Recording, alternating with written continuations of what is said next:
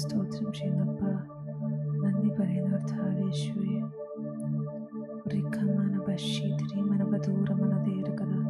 Hallelujah, hallelujah.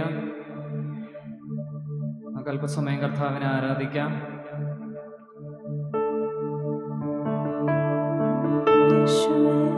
നിങ്ങളെല്ലാവരും സുഖമായിട്ടിരിക്കുന്നു എന്ന് ഞാൻ വിശ്വസിക്കുന്നു. സന്തോഷമായിട്ടിരിക്കുന്നോ? ആമേൻ.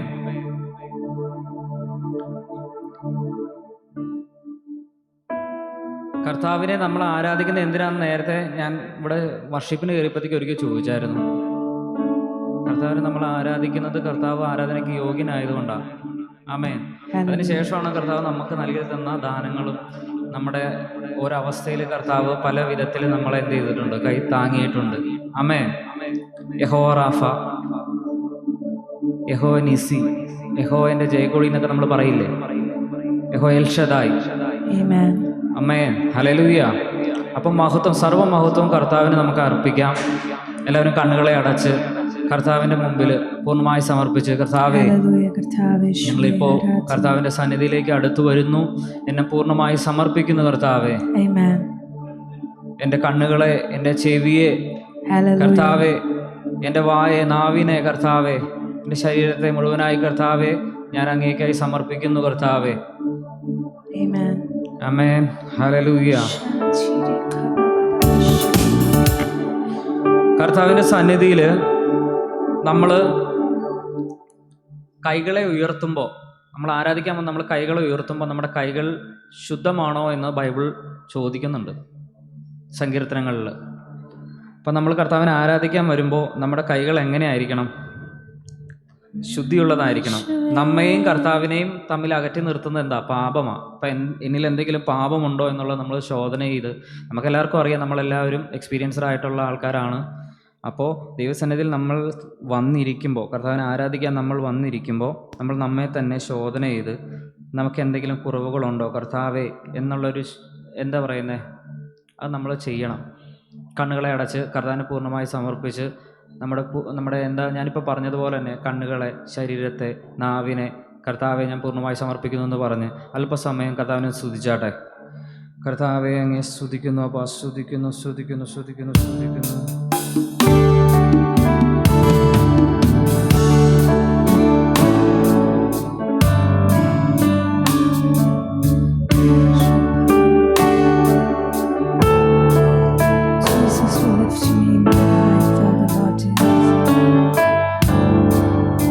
മഹത്വം നിനക്കല്ലോ, മഹത്വം നിനക്കല്ലോ, മഹിമ നിനക്കല്ലോ, മഹത്വം നിനക്കല്ലോ, മഹിമ നിനക്കല്ലോ. സ്തുതിയും പുകഴും സ്തോത്രങ്ങളും പരിശുദ്ധൻ നിനക്കല്ലോ. സ്തുതിയും പുകഴും സ്തോത്രങ്ങളും പരിശുദ്ധൻ നിനക്കല്ലോ.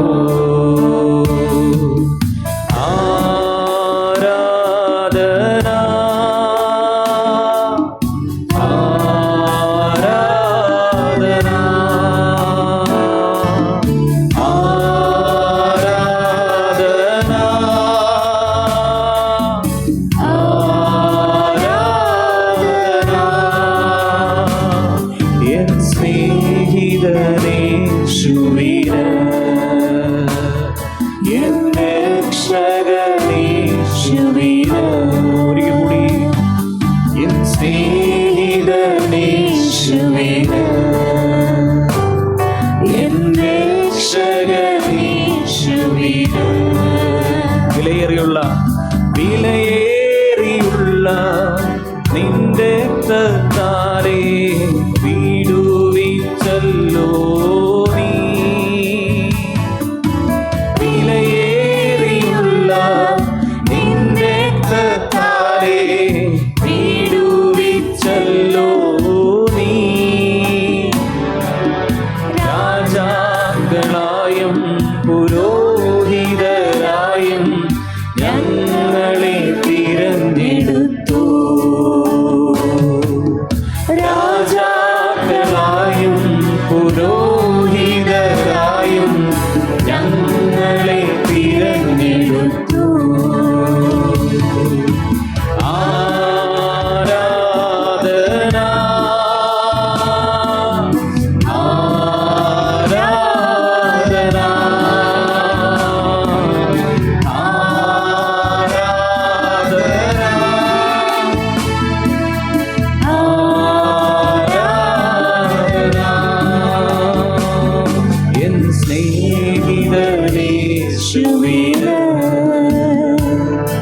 എന്റെ രക്ഷകനേശുവിന് മഹത്വം മഹിമ നിനക്കല്ലോ, മഹത്വം നിനക്കല്ലോ, മഹിമ നിനക്കല്ലോ. സ്തുതിയും പുകഴും സ്തോത്രങ്ങളും പരിശുദ്ധൻ നിനക്കല്ലോ. സ്തുതിയും പുകഴും സ്തോത്രങ്ങളും പരിശുദ്ധൻ നിനക്കല്ലോ. ആരാധന ആരാധന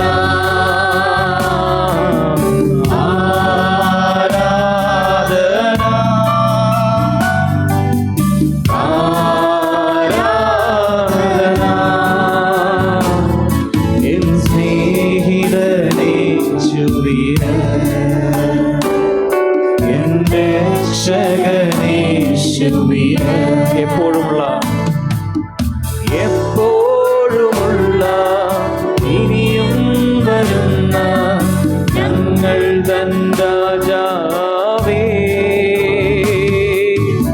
ഇപ്പോഴുമുള്ള ഇനിയും വരുന്ന ഞങ്ങൾ തൻ രാജാവേ. നിന്നാമമുയര്, നിൻ രാജ്യം വരണേ, നിന്നിഷ്ടം നിറവേറണേ. നിന്നാമമുയര്, നിൻ രാജ്യം വരണേ, നിന്നിഷ്ടം നിറവേറണേ. ആരാധന ആരാധന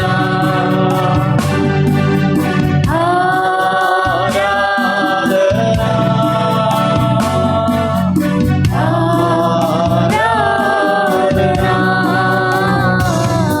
എൻ സ്നേഹിതനേശുവിന് എന്റെ രക്ഷകനേശുവിന് എൻ സ്നേഹിതനേശുവിന് എന്റെ രക്ഷകനേശുവിന് നിസ്തുല്യ സ്നേഹത്താലേ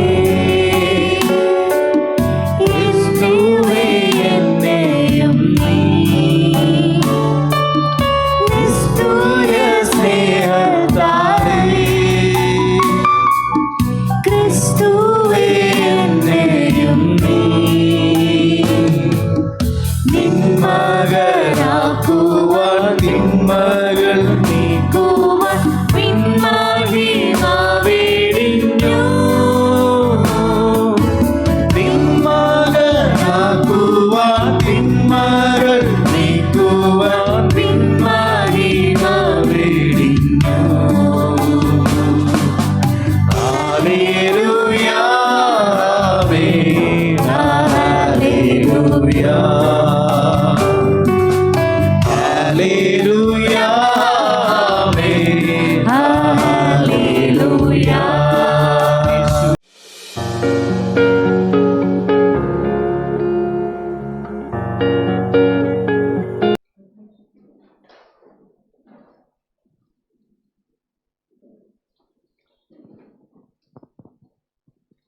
ദൈവത്തിന് മഹത്വമുണ്ടാകട്ടെ. നമ്മുടെ ഈ ആഴ്ചത്തെ ബൈബിൾ ക്ലാസ് ആരംഭിക്കാൻ പോവുകയാണ്. നമ്മളിപ്പോൾ പറഞ്ഞ് അവസാനിപ്പിച്ചതൊക്കെ നിത്യത മുതൽ നിത്യത വരെ എന്നൊരു ക്ലാസ് ആയിരുന്നു. എല്ലാവർക്കും വളരെ അനുഗ്രഹമായി എന്നും കേൾക്കുവാനും എല്ലാം ഇടയാതനായ ദൈവത്തിന് മഹത്വം. കാരണം ദൈവവചനം നമ്മെ സൗഖ്യമാക്കിക്കൊണ്ടിരിക്കുന്നു. വചനമാണ് നമ്മെ പണിയുന്നത്. വചനമാണ് നമുക്ക് ആധികാരികത നൽകുന്നത്. ഈ ഭൂമി ജീവിക്കുവാൻ നമ്മളെ അധികാരിയാക്കി മാറ്റുന്നത് വചനത്തിന് മാത്രമേ ഉള്ളൂ. നന്മയും തിന്മയും തിരിച്ചറിയുന്ന മക്കളായി ഈ ലോകത്ത് ജീവിക്കുവാൻ ലോകത്തിലെ മക്കൾക്ക്, മനുഷ്യർക്ക് ഒക്കെ അറിയാമെങ്കിൽ നമുക്ക് നന്മയും തിന്മയും തിരിച്ചറിഞ്ഞ് ജീവിക്കുവാൻ ഇപ്പോൾ നമുക്ക് അധികാരമില്ല, അവകാശമില്ല. നമ്മൾ ദൈവത്തെ അനുസരിച്ച് ജീവിക്കുവാനാണ് ദൈവം ആഗ്രഹിക്കുന്നത്. നമ്മളെപ്പോഴും ദൈവത്തോട് ചോദിച്ച്, ഒരു അപ്പനോട് മക്കൾ ചോദിച്ച് ജീവിക്കുന്നത് പോലൊരു ജീവിതമാണ് കർത്താവ് നമ്മെക്കുറിച്ച് ഈ ആയുസ്സിൽ ആഗ്രഹിക്കുന്നതും. എന്നാൽ വചനത്തെക്കുറിച്ച് പരിജ്ഞാനം ലഭിച്ചാൽ അതിൽ നിന്ന് നന്മയും തിന്മയും നമുക്ക് തിരിച്ചറിയാൻ കഴിയുമെന്നുള്ളത് സത്യമായ കാര്യമാണ്. ഹല്ലേലൂയ. പലപ്പോഴും നമ്മുടെ ജീവിതത്തിലേക്ക് പ്രതിസന്ധികൾ വരുമ്പോൾ, പരിശോധനകൾ വരുമ്പോൾ, ചില പ്രത്യേകമായ സന്ദർഭങ്ങൾ വരുമ്പോൾ നമുക്ക് ദൈവം പോലും നമ്മുടെ ജീവിതത്തിൽ നിന്ന് മാറി നിൽക്കുന്ന നമുക്ക് കാണാൻ കഴിയും. പലപ്പോഴും നമ്മുടെയൊക്കെ ജീവിതത്തിൽ ദൈവം പോലും നമ്മുടെ ജീവിതത്തിൽ നിന്ന് മാറി നിൽക്കുന്ന അനുഭവങ്ങളൊക്കെ നിങ്ങൾക്കൊരു പക്ഷേ അനുഭവിച്ച് കാണുമെന്ന് ഞാൻ വിശ്വസിക്കുന്നു. ദൈവം പോലും, നമ്മൾ വിശ്വസിക്കുന്ന ത്രിയേകനായ ദൈവം പോലും നമ്മുടെ ജീവിതത്തിൽ നിന്ന് മാറി നിൽക്കുന്ന അനുഭവങ്ങളൊക്കെ നമ്മുടെ ജീവിതത്തിൽ ഉണ്ടാകാനിടയുണ്ട്. വേദോസപ്രകാരമാണ് നമുക്ക് അതിനെക്കുറിച്ച് അറിയാം. അത് മറ്റൊന്നുമല്ല, നമ്മൾ എത്രത്തോളം പഠിച്ചത് എങ്ങനെയാണെന്നും പഠിച്ചത് എന്താണെന്നും അത് എക്സാം പേപ്പറിൽ എഴുതുമ്പോഴേ അതറിയാൻ കഴിയത്തുള്ളൂ. ദൈവത്തിനെ അറിയാം, പക്ഷെ നമുക്ക് എത്രമാത്രം നമ്മൾ വചനം പഠിച്ചിട്ടുണ്ട്, ആ വചനം എത്രമാത്രം നമ്മുടെ ഹൃദയങ്ങളിൽ വെളിപ്പാടായിട്ടുണ്ടെന്ന് അറിയണമെങ്കിൽ ദൈവം ഇതുപോലെ ശോധനകൾ തന്ന് ക്വസ്റ്റ്യൻ പേപ്പർ ഇട്ടിട്ട് നമ്മളെ എക്സാം റൂമിലേക്ക് കയറ്റി വിടും ദൈവം. പലപ്പോഴും വേറെ ആരും ഉണ്ടാകത്തില്ല. ബൈബിളിൽ ഞാൻ കാര്യം പറയുന്നത്, ആരും നമ്മുടെ കൂടെ ഉണ്ടാകത്തില്ല. ആകെയുള്ളത് ഈ പരീക്ഷകനായ പിശാച് മാത്രമേ ഉണ്ടാകത്തുള്ളൂ നമ്മുടെ കൂടെ, വേറെ ആരും ഉണ്ടാകത്തുള്ളൂ. ആ സമയത്താണ് നമ്മൾ പഠിച്ചത് എത്രത്തോളം നമ്മുടെ ജീവിതത്തിൽ കൊണ്ടുവരാൻ കഴിയുന്നു എന്നുള്ളത് അവിടെയാണ് തെളിഞ്ഞു വരുന്നത്. മനസ്സിലാവുന്നുണ്ടോ? അപ്പോൾ നാം പഠിക്കുന്നതൊക്കെ കർത്താവ് നമ്മുടെ ജീവിതത്തിൽ പരിശോധിക്കുമെന്നുള്ളത് സത്യമായ കാര്യമാണ്. നമ്മൾ എന്തെങ്കിലും വെളിപ്പാടായാൽ, എന്തെങ്കിലും കേട്ടാൽ, അതിൽ വളരുന്നു എന്ന് നമുക്ക് തോന്നിയാൽ ഉടനെ നമ്മുടെ ജീവിതത്തിലേക്ക് പരിശോധനകൾ വന്നിരിക്കും. കാരണം മറ്റൊന്നും വേണ്ടിയില്ല, നമ്മൾ എത്രത്തോളം ആ വചനത്തിൽ ഡെഡിക്കേറ്റഡ് ആണ്, അല്ലെങ്കിൽ എത്രത്തോളം നമ്മൾ ആ വചനത്തിൽ നമ്മൾ അതിന് പ്രാധാന്യം കൊടുക്കുന്നുണ്ട്, എത്രത്തോളം നമ്മുടെ ജീവിതമായി മാറി എന്നുള്ളത് നോക്കാൻ വേണ്ടി പലപ്പോഴും നമ്മുടെ ജീവിതത്തിലെല്ലാം കർത്താവ് പരിശോധന അഴക്കാറുണ്ട്. അങ്ങനെ അഴക്കുന്നില്ലെങ്കിൽ നമ്മൾ സൂക്ഷിക്കണം. അതാണ് മെയിൻ. കാരണം ഇതൊരു ടെസ്റ്റ്. ഈ ലോക ജീവിതം എപ്പോഴും നമ്മൾ വർക്ക്ഷോപ്പാണ്, അല്ലെങ്കിൽ നമ്മുടെ ജീവിതം ഒരു സ്കൂൾ മാത്രമാണ്. ഈ ലോക ജീവിതം ഓരോ ദിവസം വളർന്നുകൊണ്ടിരിക്കുകയാണ്. നമ്മൾ ജഡത്തിലല്ല, സുഖേ ജീവനിലല്ല, ബയോസ് എന്ന് പറയുന്ന ശരീരജീവനിലല്ല, ദേഹി എന്ന് പറയുന്ന സുഖേ ജീവനുമല്ല. നമ്മൾ ഓരോ ദിവസം വളരുന്നത് സ്വയ എന്ന് പറയുന്ന ദൈവജീവനിൽ വളർന്നുകൊണ്ടിരിക്കുകയാണ്. നമ്മൾ അവനെപ്പോലെയായി മാറിക്കൊണ്ടിരിക്കുക നമ്മുടെ ജീവിതത്തിൽ. അവിടേക്ക് ഓരോ ദിവസം പഠിക്കുന്ന വചനങ്ങളെല്ലാം നമ്മുടെ ജീവിതത്തിൽ ടെസ്റ്റ് പേപ്പറായിട്ട് ദൈവം അഴിച്ചിടും. അപ്പോൾ തന്നെ പിശാചിനെയും പരീക്ഷകനായ, അല്ലേ, നമ്മളെ കുഞ്ഞുങ്ങളൊക്കെ എക്സാം റൂമിലേക്ക് പോകുമ്പോൾ അവിടെ വേറെ ആരും ഉണ്ടാവും. അപ്പനും നമുക്ക് പോകാൻ പറ്റത്തില്ല. നമ്മൾക്ക് ഇഷ്ടംപോലെ കുട്ടികളെ കൊണ്ട് സ്കൂളിൽ കൂടെ ആക്കിയത് എക്സാമിനൊക്കെ. ആ എക്സാം ഹാളിലേക്ക് കയറ്റി വിടുമ്പോൾ, നമ്മളെ മക്കളെ കയറ്റി വിടുമ്പോൾ പിന്നെ നമ്മളൊക്കെ പുറത്തു നിൽക്കുക. നമ്മുടെ പിതാവും നമ്മളെ എക്സാം റൂമിലേക്ക് കയറ്റി വിട്ടിട്ട് പുറത്തെവിടെയും കാത്തിരിക്കുക നമ്മുടെ സ്വർഗീയ പിതാവും. ആകെയുള്ളത് എക്സാമിനറുമുണ്ട്, അല്ലെ, പരീക്ഷകനുമുണ്ട്, പരീക്ഷാ ഹാളിലുള്ള എക്സാമിനറും ഉണ്ടാവും, ആ എഴുതുന്ന കുട്ടിയും ഉണ്ടായിരിക്കും. എത്രമാത്രം വേദനയായിരിക്കും, എത്രമാത്രം ഫ്രസ്ട്രേഷനായിരിക്കും അവിടേക്ക് നമുക്ക് എല്ലാവർക്കും. അവിടെ ദൈവം ആഗ്രഹിക്കുന്നത് നമ്മൾ പഠിച്ചത് എത്രത്തോളം നമ്മുടെ ജീവിതത്തിൽ കൊണ്ടുവരുന്നു. പ്രതിസന്ധികൾ വരുമ്പോൾ, പ്രശ്നങ്ങൾ വരുമ്പോൾ, അല്ലെങ്കിൽ നമ്മുടെ ജീവിതത്തിൽ എന്തെല്ലാം ആകുല വരുമ്പോൾ അവിടെയൊക്കെ പഠിച്ചത് അവിടെ എങ്ങനെ നമ്മൾ ഇടുന്നു, വിശ്വാസത്താൽ എങ്ങനെ ഇടപെടുന്നു എന്ന് നമുക്കറിയാൻ വേണ്ടി മാത്രമാണ്. ഞാൻ പറഞ്ഞ അർത്ഥം മനസ്സിലാവുന്നുണ്ടോ? അതുകൊണ്ട് പഠിക്കുന്നത് നിങ്ങൾ വെറുതെ കേട്ടുപോകാനാണെങ്കിൽ ഒരിക്കലും നമുക്ക് എക്സാം ഒന്നും ഉണ്ടാകത്തില്ല. പക്ഷേ എത്രത്തോളം എക്സാം ഉണ്ടാകുന്നുവോ അത്രത്തോളം നമ്മൾ ജയിച്ച് മുന്നോട്ട് പോയിക്കൊണ്ടിരിക്കും. അത് ഞാൻ ഉറപ്പ് പറയാൻ പറ്റും. എക്സാം നമ്മുടെ വിധി ഇല്ലെങ്കിൽ നമ്മൾ സൂക്ഷിക്കേണ്ടിയിരിക്കുന്നു. ജീവിതത്തിൽ എക്സാം, ഓരോ ദിവസം പരിശോധനകൾ, പരീക്ഷകൾ നമ്മുടെ ജീവിതത്തിൽ ഉണ്ടാകും. മത്തായി 6-ാം അധ്യായം 33 തലയ്ക്ക് അടിച്ച് വായിച്ചു വരുമ്പോൾ അന്നുള്ള ദോഷം വായിച്ചിട്ടുണ്ടോ നിങ്ങൾ? അന്നുള്ള ദോഷം നമുക്ക് മതി. നാളത്തെക്കുറിച്ചുള്ള ദോഷം ആലോചിച്ചിട്ട് നമ്മൾ ഇന്ന് ടെൻഷൻ അടിച്ചിരിക്കുന്നത്. അന്നുള്ള ദോഷം എല്ലാ ദിവസവും നമ്മുടെ ജീവിതത്തിലേക്ക് പരീക്ഷകളുണ്ട്. ദൈവം അനുവദിച്ചിട്ടിരിക്കുക. അത് നമ്മളെ തകർക്കാൻ വേണ്ടിയല്ല, നമ്മളെ പഠിച്ച വചനം വിശ്വാസത്താൽ നമ്മളെ തെളിയിക്കാൻ വേണ്ടിയുള്ള ജീവിതമാണ് നമ്മുടെയൊക്കെ. ഓരോ ദിവസവും ഉണ്ട്. ആ ഓരോ ദിവസം പരീക്ഷ എഴുതുന്നവർക്ക് അത്രയും വേഗം നമ്മൾ ആ ക്രിസ്തുവെന്ന, അല്ലേ, ആ ലെവലിലേക്ക് നമുക്ക് മാറാൻ കഴിയും. കർത്താവ് നിങ്ങളെ സഹായിക്കട്ടെ. നമ്മൾ ഇന്നൊരു പുതിയ ക്ലാസ്സുമായിട്ട് മുന്നോട്ട് കടന്നു പോകാൻ പോവുകയാണ്. നമ്മളിന്ന് പഠിക്കാൻ പോകുന്നത് വേൾഡ്. നിങ്ങളൊക്കെ ഇതിൽ കിട്ടി കാണും. വേൾഡ്, ലോകം വളരെ ഇമ്പോർട്ടൻ്റ് ആയ വിഷയമാണ്. മോർണിംഗ് സർവീസിൽ പണ്ട് ഞാൻ ക്ലാസ് എടുത്തിട്ടുണ്ട് അല്പമായിട്ട്. എന്നാൽ പോലും ലോകം എന്ന് പറയുന്നൊരു ക്ലാസ്സാണ് വേൾഡ്. കാരണം ഇന്ന് ലോകവും സഭയും എല്ലാം ഇഴുകിച്ചേർന്ന് കിടക്കുകയാണ്. അല്ലെങ്കിൽ സഭക്കകത്താ ഇന്ന് ലോകം കിടക്കുന്നത്. ലോകം പുറത്തല്ല, ലോകം ഇന്ന് സഭക്കകത്ത് കിടക്കുകയാണ്. അതുകൊണ്ട് വിശ്വാസികൾക്ക് വളരാൻ കഴിയുന്നില്ല എന്നുള്ള ഒരു പരിതാപകരമായ ഒരു കാര്യമാണത്. വിശ്വാസികൾക്ക് വളരാൻ കഴിയുന്നില്ല. കാരണം ലോകം എന്താണെന്നും ലോകത്തിൻ്റെ വ്യവസ്ഥകളും ചിട്ടകളും ലോകത്തിന് എന്തൊക്കെയാണ്, ലോകത്തിൻ്റെതായ എല്ലാ സിസ്റ്റങ്ങളൊക്കെ ഇന്ന് സഭക്കകത്ത് അത് സഭയുമായി ഇഴുകിച്ചേർന്ന് പോയി. ലോകത്തിൻ്റെ വ്യവസ്ഥകളാണ് ഇന്ന് സഭക്കകത്ത്, പ്രത്യേകിച്ച് സഭക്കകത്ത് എന്താ പറയുക, നമ്മൾ ഉപയോഗിക്കുന്നത് പോലും ആ സിസ്റ്റം പോലും ലോകത്തിൻ്റെ സിസ്റ്റമാണ്. ഞാൻ പറഞ്ഞ അർത്ഥം മനസ്സിലാവുന്നെടുക്കുക. ഈ ലോകത്തിൽ പഠിക്കാൻ നമുക്ക് ഈ പിശാച് ഭരിക്കുന്ന, നിങ്ങൾക്ക് പടത്തുമ്പോൾ കാണാൻ കഴിയും. പിശാച് സർവ്വലോകത്തെ ഭരിച്ചുകൊണ്ടിരിക്കുക. ഒന്ന് യോഹന്നാൻ ലേഖനം 5-ാം അധ്യായം 19-ാം വാക്യം പറയുന്നു, സർവ്വലോകവും ദുഷ്ടൻ്റെ അധീനിൽ കിടക്കുകയാണ്. ഈ ഭൂമി നല്ല ഞാൻ പറയുന്നത്, ലോകം, ഭൂമി ദൈവത്തിൻ്റെതാ വിട്ട് ഞാൻ പിന്നീട് പഠിക്കാം നമുക്ക്. ഈ വേൾഡ്, ഈ ലോകത്തിൻ്റെ അധിപതി എന്ന് പറയുന്നത്, ദൈവം എന്ന് പറയുന്നത് പിശാച. മറന്നു പോകരുത്. ഈ ലോകത്തിൻ്റെ അധിപതി ഈ ഭൂമിയുടെ അല്ല. ശ്രദ്ധിക്കണമേ, വാക്ക് ശ്രദ്ധിക്കണം നിങ്ങൾ. ഭൂമിയുടെ അല്ല, 262 രാജ്യങ്ങളുള്ള ഈ ഭൂമി അത് ദൈവത്തിൻ്റെതാണ്, മാറ്റമില്ലത്. നമ്മുടെ അപ്പൻ്റെതാ. ഭൂമിയും അതിൻ്റെ പൂർണ്ണതയും യഹോവയ്ക്കുള്ളത്, ഒരു മാറ്റവുമില്ല അതിന്. അത് നമ്മുടെ അപ്പൻ്റെതാ, അതിൽ നിങ്ങൾക്ക് ഒരു ഡൗട്ടും വേണ്ട. പക്ഷേ ഈ ഭൂമിക്കകത്ത് വാഴുന്നൊരു സിസ്റ്റമുണ്ട്, അതിനെക്കുറിച്ച് പറയാൻ പോകുന്നത്. വേൾഡ്, ആ ലോകത്തിലെ രാജാവ് അല്ലെങ്കിൽ ലോകത്തിലെ അധിപതി അല്ലെങ്കിൽ ആ ലോകത്തിലെ ദൈവം എന്ന് പറയുന്നത് പൈശാചികനാണ്. പലപ്പോഴും നമുക്ക് കിട്ടും ബ്രദറെ എന്ന് പറയുന്നത് ഇവൻ്റെ കാര്യമാണ്, ലോകമാണ്. പലപ്പോഴും നമുക്ക് പലതും നിന്നെ രാജാവാക്കാവെന്ന് പറയുന്നത് ഈ ലോകത്തിലാണ്, പിശാച് പറയുന്ന കാര്യമാണ്. മനസ്സിലാവുന്നുണ്ടോ? പലപ്പോഴും അറിഞ്ഞോ അറിയാതെയാണെങ്കിലും പലപ്പോഴും നമ്മൾ ഇവൻ്റെ നന്മകൾ, ഇവൻ്റെ രാജ്യമാണ് നമ്മൾ പലപ്പോഴും പ്രാപിക്കാൻ ആഗ്രഹിക്കുന്നത് പോലും അറിവില്ലായ്മ കൊണ്ട് തന്നെയാണ്. പക്ഷേ ഒരു കാര്യം ഓർക്കണം, ഈ ലോകത്തിൻ്റെ അധിപതി എന്ന് പറയുന്നത് പിശാചാണ്. ലോകത്തിൻ്റെ പ്രഭു, അധിപതി, ലോകം വാഴുന്നവനൊക്കെ പിശാച് മാത്രമാണ്. അതുകൊണ്ട് പിശാചിരിക്കെ, ഈ ലോകം നമ്മുടെ അകത്തിരിക്കെ നമുക്ക് എത്ര ആത്മാവിൽ വളരാമെന്ന് വിചാരിച്ചാലും നടക്കില്ല. വെറും അറിയ തോന്നൽ മാത്രമായിരിക്കും, നമ്മുടെ സ്വപ്നം മാത്രമായിരിക്കും നമുക്ക്. മനസ്സിലാവുന്നുണ്ടോ? ലോകമകത്തു കിടന്നാൽ, ഞാൻ പറയാം, അതൊക്കെ പതിയെ പഠിക്കാം നമുക്ക്. ലോകമകത്ത് കിടന്നാൽ എത്ര ആത്മാവിൽ വളരാൻ ശ്രമിച്ചാലും ഉടനെ അടുത്ത സെക്കൻഡിൽ വളർന്നു വരും, അടുത്ത സെക്കൻഡിൽ താഴേക്ക് വന്നു പോകും. എത്രയോ വിശ്വാസികളാണെന്നറിയാമോ, എത്രയോ വിശ്വാസികളെന്ന് ആഗ്രഹിക്കുന്നുണ്ട്, പക്ഷേ കഴിയുന്നില്ല അവർക്ക്. കാരണം മറ്റൊന്നുമല്ല, ഇവിടെ ഒരുത്തൻ ഇവിടെയുണ്ട്, ഈ ലോകം ഭരിക്കുന്ന ഒരു പ്രഭു ഇവിടെയുണ്ട്. അവൻ്റേതായ എന്തെങ്കിലും എൻ്റെ അകത്തുണ്ടെങ്കിൽ എനിക്ക് ഒരിക്കലും, അല്ലെങ്കിൽ എന്നെ ഒരിക്കലും ക്രിസ്തുവിൽ വളരുവാൻ അവൻ സമ്മതിക്കത്തില്ല. ലെവൻ സമ്മതിക്കത്തില്ല നമ്മളെ. കാരണം എന്നറിയാമോ, നമ്മുടെ അകത്താരാ? അവൻ്റേതായുള്ളത് കൊണ്ടാണ്, ലോകത്തിലുള്ളത് നമ്മുടെ അകത്തുള്ളത് കൊണ്ടാണ് നമുക്ക് ക്രിസ്തുവിൽ വളരാൻ കഴിയാതിരിക്കുന്നത്. പൗലോസിൻ്റെയൊക്കെ ഉപദേശം പഠിച്ചാൽ 6 മാസം അങ്ങേറ്റം പോയി, അത്രേ ഉള്ളൂ. അല്ലെങ്കിൽ ഒരു കൂടിപ്പോയ 3 വർഷമൊക്കെ ഇടയ്ക്ക് പറയുന്നുണ്ട്. ഈ 6 മാസത്തിനുള്ളിൽ ഒരുവനെ ക്രിസ്തുവിൽ വളർത്തിയെടുത്ത് ഒരു സഭയുടെ ഉത്തരവാദിത്തം ഏൽപ്പിച്ചുകൊണ്ടാണ് പൗലോസൊക്കെ കടന്നു പോകുന്നത് മറ്റു സ്ഥലങ്ങളിലേക്ക്. പക്ഷേ ഇന്ന് 6 മാസമല്ല, 3 വർഷമല്ല, 10 വർഷമല്ല, 20 അല്ല, 30 അല്ല, എന്നിട്ട് കഴിഞ്ഞിട്ട് പോലും നമുക്കൊരു സഭയുടെ ഉത്തരവാദിത്വം ഏറ്റെടുക്കുവാൻ, അല്ലെങ്കിൽ നമ്മുടെ സഭയുടെ, അല്ലെങ്കിൽ എന്താ പറയുക, നമുക്ക് ലോകത്തിൽ ക്രിസ്തുവിൻ്റെ പകരക്കാരനായി നിൽക്കുവാൻ, സാക്ഷിയായി നിൽക്കുവാൻ കഴിയുന്നില്ലെങ്കിൽ എവിടേക്കോ നമ്മൾ ഈ ലെവനുമായിട്ട് ചെറിയ പ്രശ്നം ഉണ്ടായിട്ടുണ്ട്. അല്ലെങ്കിൽ ലെവൻ്റെ കാര്യം നമ്മുടെ അകത്ത് ഉള്ളത് കൊണ്ടാണ് നമ്മുടെ പ്രശ്നങ്ങൾ. ഇത് പരിഹരിക്കേണ്ട വിഷയമാണ്, വലിയ വിഷയമാണ്, ഇത് പരിഹരിക്കപ്പെടേണ്ട വിഷയമാണ്. ഞാൻ ഇതൊക്കെ കഴിഞ്ഞിട്ടേ യഥാർത്ഥമായ ക്രിസ്തുവിനെ കുറിച്ച് ഞാൻ ക്ലാസ് എടുക്കത്തുള്ളൂ.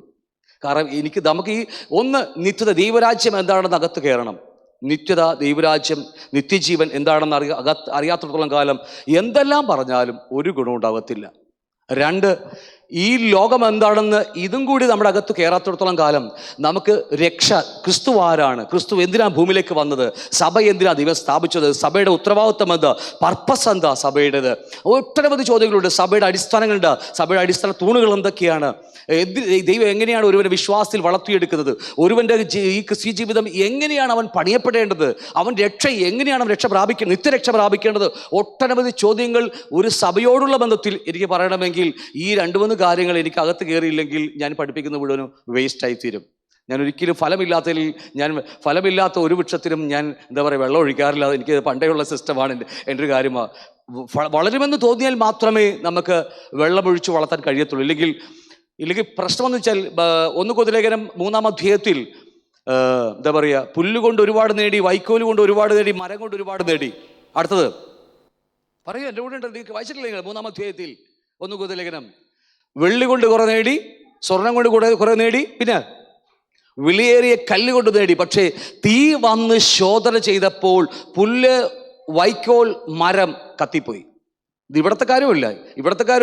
ഇവിടെ സമ്പാദിച്ചു കൂട്ടിയത് സ്വർഗത്തിൽ ചെന്നപ്പോൾ, അല്ലെങ്കിൽ സ്വർഗത്തിലെ ന്യായവിധിയുടെ മുമ്പിൽ ചെന്നപ്പോൾ തീ വന്ന് ശോധന ചെയ്തപ്പോൾ സമ്പാദിച്ചത് മുഴുവനും ഒരൊറ്റ തീയിൽ കത്തിപ്പോയി. ഈ ആയുസ്സിൽ നേടിയത് മുഴുവനും. എനിക്ക് പറഞ്ഞ അർത്ഥം മനസ്സിലാവുന്നുണ്ടോ? ഒത്തിരി ബുദ്ധിമുട്ടാണോ? ഈ ആയുസ്സിൽ ഒരുപക്ഷെ വെട്ടിക്കൂട്ടും നമ്മൾ, പക്ഷേ അവിടെ ചെന്ന് ദൈവം തീ അഴക്കുമ്പോൾ ഇതൊന്നും നിലനിൽക്കത്തില്ല. വിലയേറിയ, അല്ലെങ്കിൽ എന്താ പറയുക, വെള്ളി തീ അഴച്ചാലും ഒന്ന് കത്തിയാലും അതിൻ്റെ മാറ്റൊക്കെ പോയാലും അത് വീണ്ടും കുറച്ച് വരും.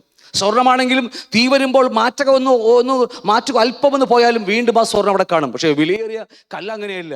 എത്ര തീ വന്ന് ശോധന ചെയ്യാലും അതിൻ്റെ ഫേസിനൊക്കെ തിളക്കം കൂടുകയുള്ളൂ. കാരണം അത് ഈ ലോകത്തിൽ പണിയപ്പെട്ടതാണത്. മനസ്സിലാവുന്നുണ്ടോ?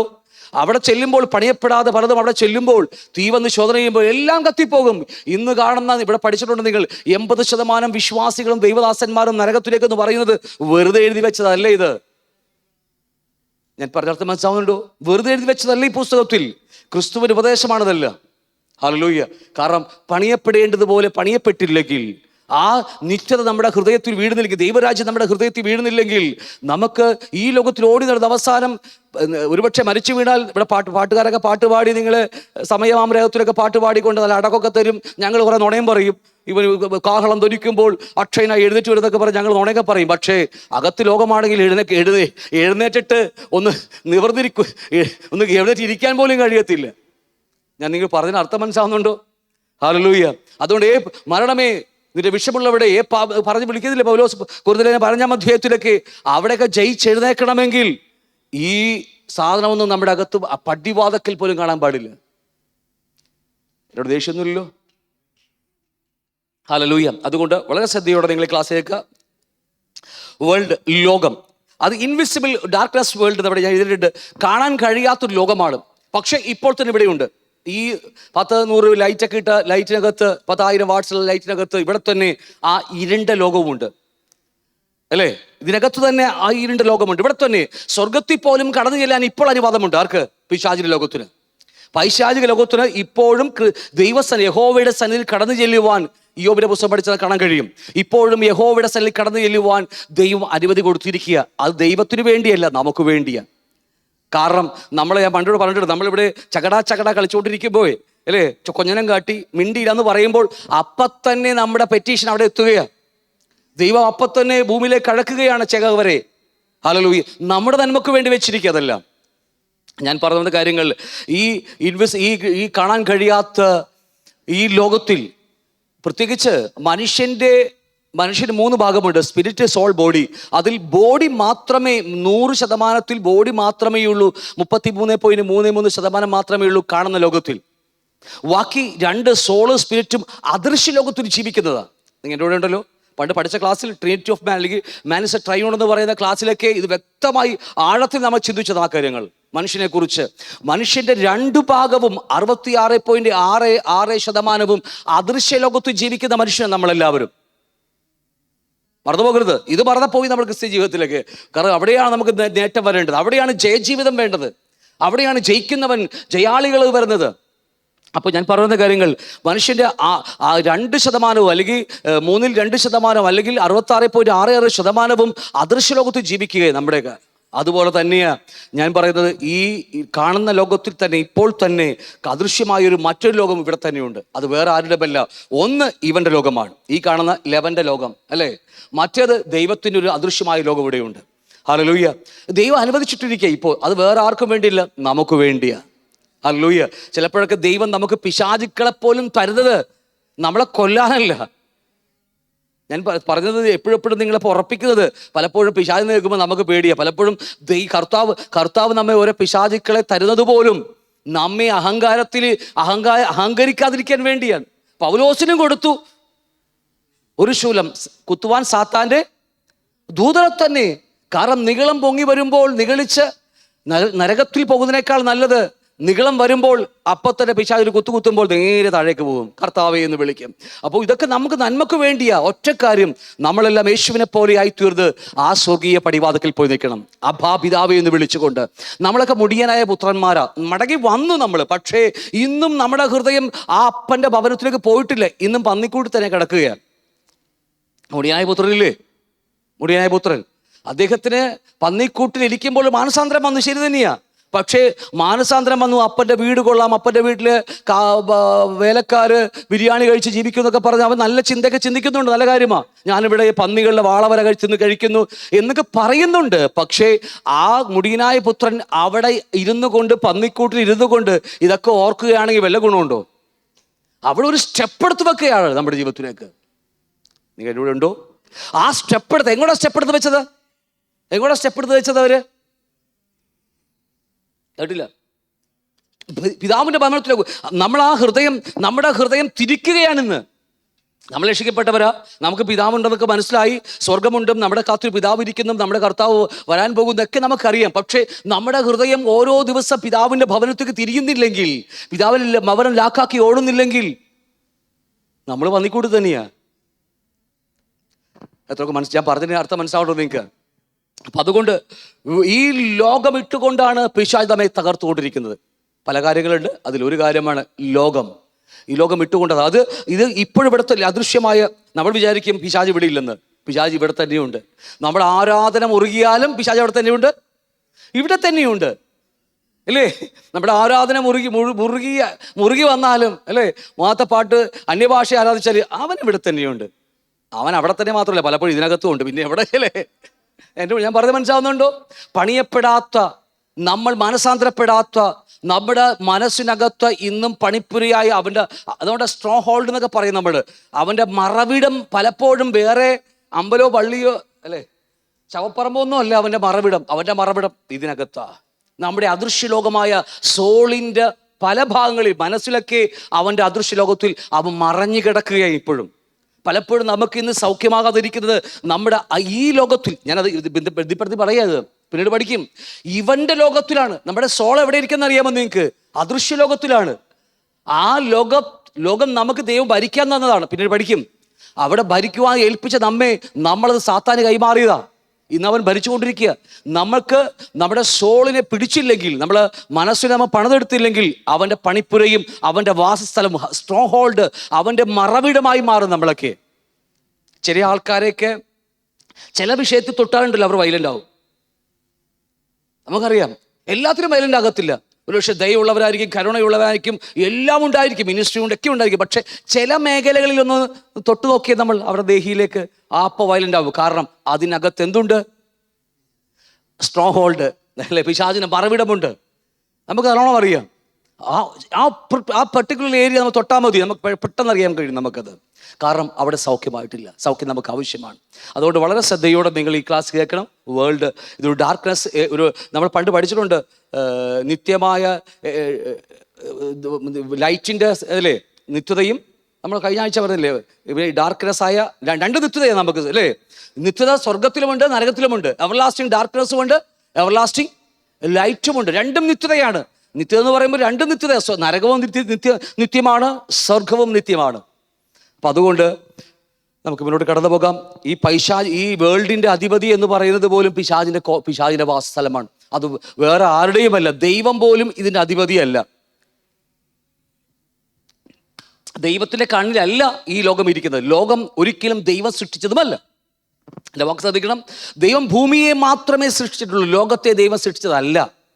എന്നാൽ ബൈബിൾ വായിക്കുമ്പോൾ ലോകമെന്ന്, ഭൂമിയെക്കുറിച്ച് ലോകമെന്ന് പറയുന്നുണ്ട്, മനുഷ്യനെക്കുറിച്ച് ബൈബിൾ ലോകമെന്ന് പറയുന്നുണ്ട്, ഒരുപാട് ലോകത്തെക്കുറിച്ച് പഠിപ്പിക്കുന്നുണ്ട്. പക്ഷേ അതിൻ്റെ മൂലഭാഷ പരിശോധിച്ച് നോക്കിയാൽ ഇതൊന്നുമല്ല. പറഞ്ഞ മനസ്സിലാവുന്നുണ്ടോ? ലോകം ദൈവം സൃഷ്ടിച്ചതേയില്ല. ദൈവം സൃഷ്ടിച്ചത് ഭൂമിയെ മാത്രമാണ്.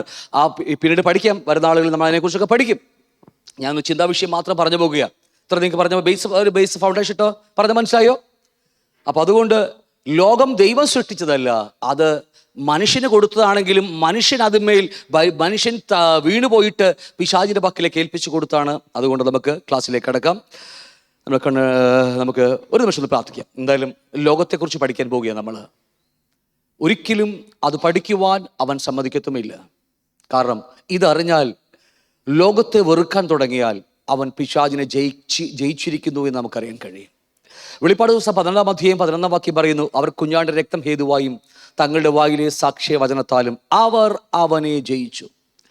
അപവാദിയായ പിശാചിനെ, അവനെ കൂട്ടുകയും ജയിക്കുവാൻ തക്കവണ്ണം ഇന്ന് പകൽക്കാലം, ഇന്ന് രാത്രിയിൽ നമുക്ക് ദൈവകൃപ ആവശ്യമാണ്. കേൾക്കുവാൻ പോലും, ഈ ക്ലാസ് കേൾക്കുവാൻ പോലും ദൈവകൃപ തന്നെ ആവശ്യമാണ്. അതുകൊണ്ട് നമുക്ക് ഇന്ന് നമ്മുടെ കണ്ണുകളടച്ച് പ്രാർത്ഥിക്കാം. പിതാവേ, ഞങ്ങൾ ഒരുമിച്ച് തിരുമുമ്പിലേക്ക് സഭയായി കടന്നു വരികയാണ്. മഹത്വം കാണുവാൻ ഞങ്ങൾക്ക് അങ്ങയുടെ സ്നേഹം ഞങ്ങൾക്ക് അനുഭവിച്ചറിയുവാൻ, അങ്ങയുടെ കൂട്ടായ്മയിൽ ഞങ്ങൾക്ക് വർദ്ധിച്ചു വരുവാൻ, അങ്ങയുടെ വേലയിൽ ഞങ്ങൾക്ക് വർദ്ധിച്ചു വരുവാൻ, ഞങ്ങൾക്ക് യേശുവിനെ പോലെ ആ വിശുദ്ധ ജീവിതത്തിൽ വർദ്ധിച്ചു വരുവാൻ, ഞങ്ങൾക്ക് എല്ലാവരുടെ കരുണയും ദയയും ഉണ്ടായിത്തീരുവാൻ, ഞങ്ങളുടെ ഈ ആയുസ് ദൈവത്തെ പ്രസാദിപ്പിക്കുവാൻ, ഞങ്ങളുടെ ഈ ആയുസ് പരിശുദ്ധാത്മാവിന് ഉപയോഗപാത്രമായി തീരുവാൻ ഒക്കെയായിട്ട് കർത്താവ് ഞങ്ങൾക്ക് കഴിയാതിരിക്കുന്ന ഒട്ടനവധി അനുഭവങ്ങൾ ഞങ്ങളുടെ ജീവിതത്തിലുണ്ട്. എന്നാൽ ഇന്ന് ഈ രാത്രിയിൽ ഞങ്ങൾ ഒരുമിച്ച് അങ്ങോട്ട് പ്രാർത്ഥിക്കുന്നു. എവിടെയാണ് ഞങ്ങളുടെ വീഴ്ച പറ്റിയിരിക്കുന്നത്, എവിടെയാണ് ഞങ്ങളുടെ കുറവുകൾ സംഭവിച്ചിരിക്കുന്നത് എന്ന് തിരിച്ചറിഞ്ഞുകൊണ്ട് കർത്താവേ, ഞങ്ങൾക്ക് അങ്ങയുടെ വേലയിലേക്ക് വളർന്നു വരുവാൻ, അങ്ങയുടെ വിളിയിലേക്ക് ഞങ്ങൾക്ക് മടങ്ങി വരുവാൻ പകൽക്കാലം ഇന്ന് രാത്രി ഞങ്ങളെ സഹായിക്കണമെന്ന് അങ്ങോട്ട് പ്രാർത്ഥിക്കുകയാണ്. ഈ ലോകമെന്ന് പറയുന്ന പിശാച് ഭരിക്കുന്ന, സർവ്വലോകത്തിലെ അധിപതിയായ പിശാച് ഭരിക്കുന്ന ഈ ലോകത്തെക്കുറിച്ച് കർത്താവ് ഞങ്ങൾക്ക് പഠിക്കുവാൻ, അത് ഞങ്ങളുടെ ഉള്ളിലുണ്ടോ, അതോ ഞങ്ങളുടെ ഉള്ളിൽ അതിൻ്റെതായ പരിണത ഫലങ്ങളുണ്ടോ, ഞങ്ങൾ ലോകത്തിലെ സിസ്റ്റം ഫോളോ ചെയ്യുന്നവരാണോ എന്നൊക്കെ ഒന്ന് പരിശോധിച്ചുകൊണ്ട് കർത്താവേ, ഞങ്ങളുടെ ജീവിതത്തിൽ ഉണ്ടെങ്കിൽ അത് ഉപേക്ഷിച്ച് ദൈവകൃപയിൽ ആശ്രയിച്ചുകൊണ്ട് ദൈവത്തിന്റെ മക്കളായി ജീവിക്കുവാൻ അങ്ങ് ഞങ്ങൾക്ക് കൃപ നൽകണമെന്ന് പ്രാർത്ഥിക്കുന്നു. ഇന്ന് പകൽക്കാലം, ഇതിപ്പോൾ ഈ വൈകുന്നേര സമയം ഞങ്ങൾ ഈ രാത്രി ഞങ്ങൾ ഒരുമിച്ച് പ്രാർത്ഥിക്കുകയാണ്. പിതാവേ, അവിടെ ഞങ്ങൾക്ക് മഹത്വം നൽകണം, കൃപ നൽകണം, പരിശുദ്ധാത്മാവ് നൽകണം.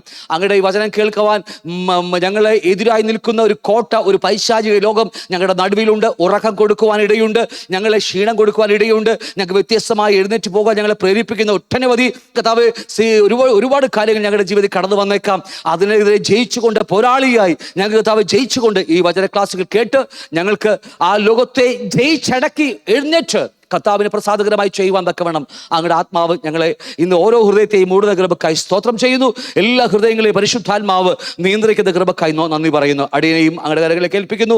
ഞാനോ ക്രൂശിക്കപ്പെട്ടിരിക്കുന്നു, ഞാനല്ല ക്രിസ്തുവത്രയിൽ ജീവിക്കുന്നത്, ഞാൻ ആ വലിയ ഒരു പ്രത്യാശ അടിയനുമായിരിക്കുന്നു. കർത്താവേ, അങ്ങ് അത് ചെയ്യുന്ന വലിയ കൃപക്കായി സ്തോത്രം ചെയ്യുന്നു, യേശുവിന്റെ വലിയ നാമത്തിൽ തന്നെ. നമുക്കൊരു വാക്യം യാക്കോബ് ലേഖനം 4-ാം അധ്യായം 4-ാം വാക്യം. യാക്കോബ് 4:4.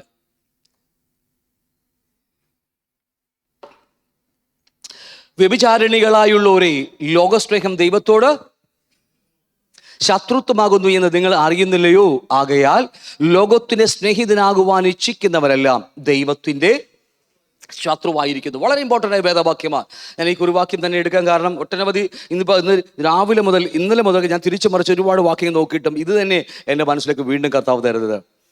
യാക്കോബിന്റെ ലേഖനം, സഭയ്ക്ക് ലേഖനം എഴുതുമ്പോൾ അപ്പോസ്തലന്മാരുടെ ലേഖനങ്ങൾ മുഴുവൻ പഠിക്കുമ്പോൾ അവിടെ കാണാൻ കഴിയുന്നത്, അവിടെ യാക്കോബ് എന്ന വ്യക്തി, കർത്താവിന്റെ ദാസൻ 4:4 എഴുതി വെച്ചിരിക്കുക, വ്യഭിചാരിണികളായുള്ളവരെ. ഒരു പേര് സഭയെ നോക്കി വിളിക്കുന്ന പേരാ. വീണ്ടും ജനിച്ച് രക്ഷിക്കപ്പെട്ട് സ്നാനപ്പെട്ട് ദൈവകൃപയിലായിരിക്കുന്ന ഒരു ദൈവഭക്തനെ നോക്കി വിളിക്കുന്ന വിളിയാണ് എന്ത്? വ്യഭിചാരികളായുള്ളവരെ, അല്ലേ? ഞാൻ നിങ്ങൾക്ക് പറഞ്ഞ് മനസ്സിലാവുന്നുണ്ടോ? ഇത് ജാതികൾക്കുള്ളതല്ല, ഇത് ദൈവസഭയ്ക്കുള്ളതാ. വീണ്ടും ജനിക്കപ്പെട്ട് ദൈവകൃപയിലായിരിക്കുന്ന ഒരു സഭയ്ക്കുള്ള ഒരു ലേഖനമാണ്. ഏത് ലേഖനം? യാക്കോബിന്റെ ലേഖനം. അതിൽ യാക്കോബ് എഴുതി വെച്ചിരിക്കുക വ്യഭിചാരിണികളായുള്ളവരെ. അപ്പോൾ ഒരു വിളിക്കുകയാ. പഴയ നിയമത്തിലെ ഏടുകളിൽ അത് പറഞ്ഞിട്ടുണ്ട്. പഴയ നിയമ ഏടുകൾ നിങ്ങൾ പരിശോധിച്ചാൽ അവിടെയെല്ലാം വ്യഭിചാരത്തെക്കുറിച്ച് ആഴമായി പഠിപ്പിക്കുന്ന, അത് ഒരു സ്ത്രീയും പുരുഷനുമായി ചേരുന്ന ഒരു വ്യഭിചാരം മാത്രമല്ല, അത് ഒരു വിഗ്രഹാരാധനയോടുള്ള ബന്ധത്തിലും അത് വ്യഭിചാരമാണെന്ന് പഠിപ്പിക്കുന്ന ഒരു പഠനമൊക്കെ പഴയ നിയമത്തിൽ നമുക്ക് ഒട്ടനവധി കാണാൻ കഴിയും. എൻ്റെ കൂടെ ഉണ്ടല്ലോ എല്ലാവരും. പഴയ നിയമത്തിൽ പരസംഗം ചെയ്തു പോയി, അല്പമായിട്ട് അതിനെക്കുറിച്ച് ഞാൻ എടുക്കും.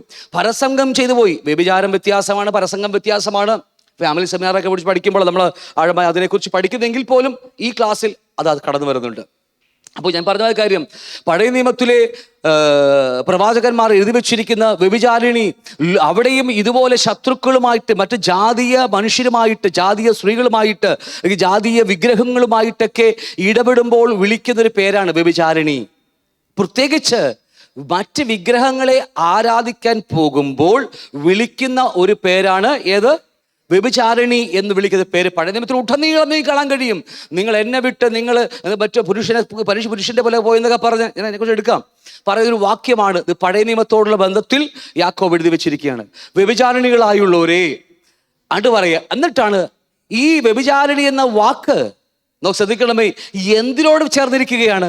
അടുത്തത് പറയുന്ന വാക്യം ശ്രദ്ധിച്ചാൽ അറിയാം, ലോകസ്നേഹം ദൈവത്തോട് ശത്രുത്വമാകുന്നു. അപ്പോൾ ഈ വ്യഭിചാരിണി എന്ന് വിളിച്ചിരിക്കുന്നത് ലോകത്തോട് ഇഴുകിച്ചേരുന്ന ഒരു ദൈവഭക്തന്, ഒരു വീണ്ടും ജനിക്കപ്പെട്ടവന്, ഒരു വിശ്വാസി ലോകവുമായി ഇഴുകിച്ചേരുമ്പോൾ അവനെ ദൈവം വിളിക്കുന്ന പേരാണ് വ്യഭിചാരിണികൾ.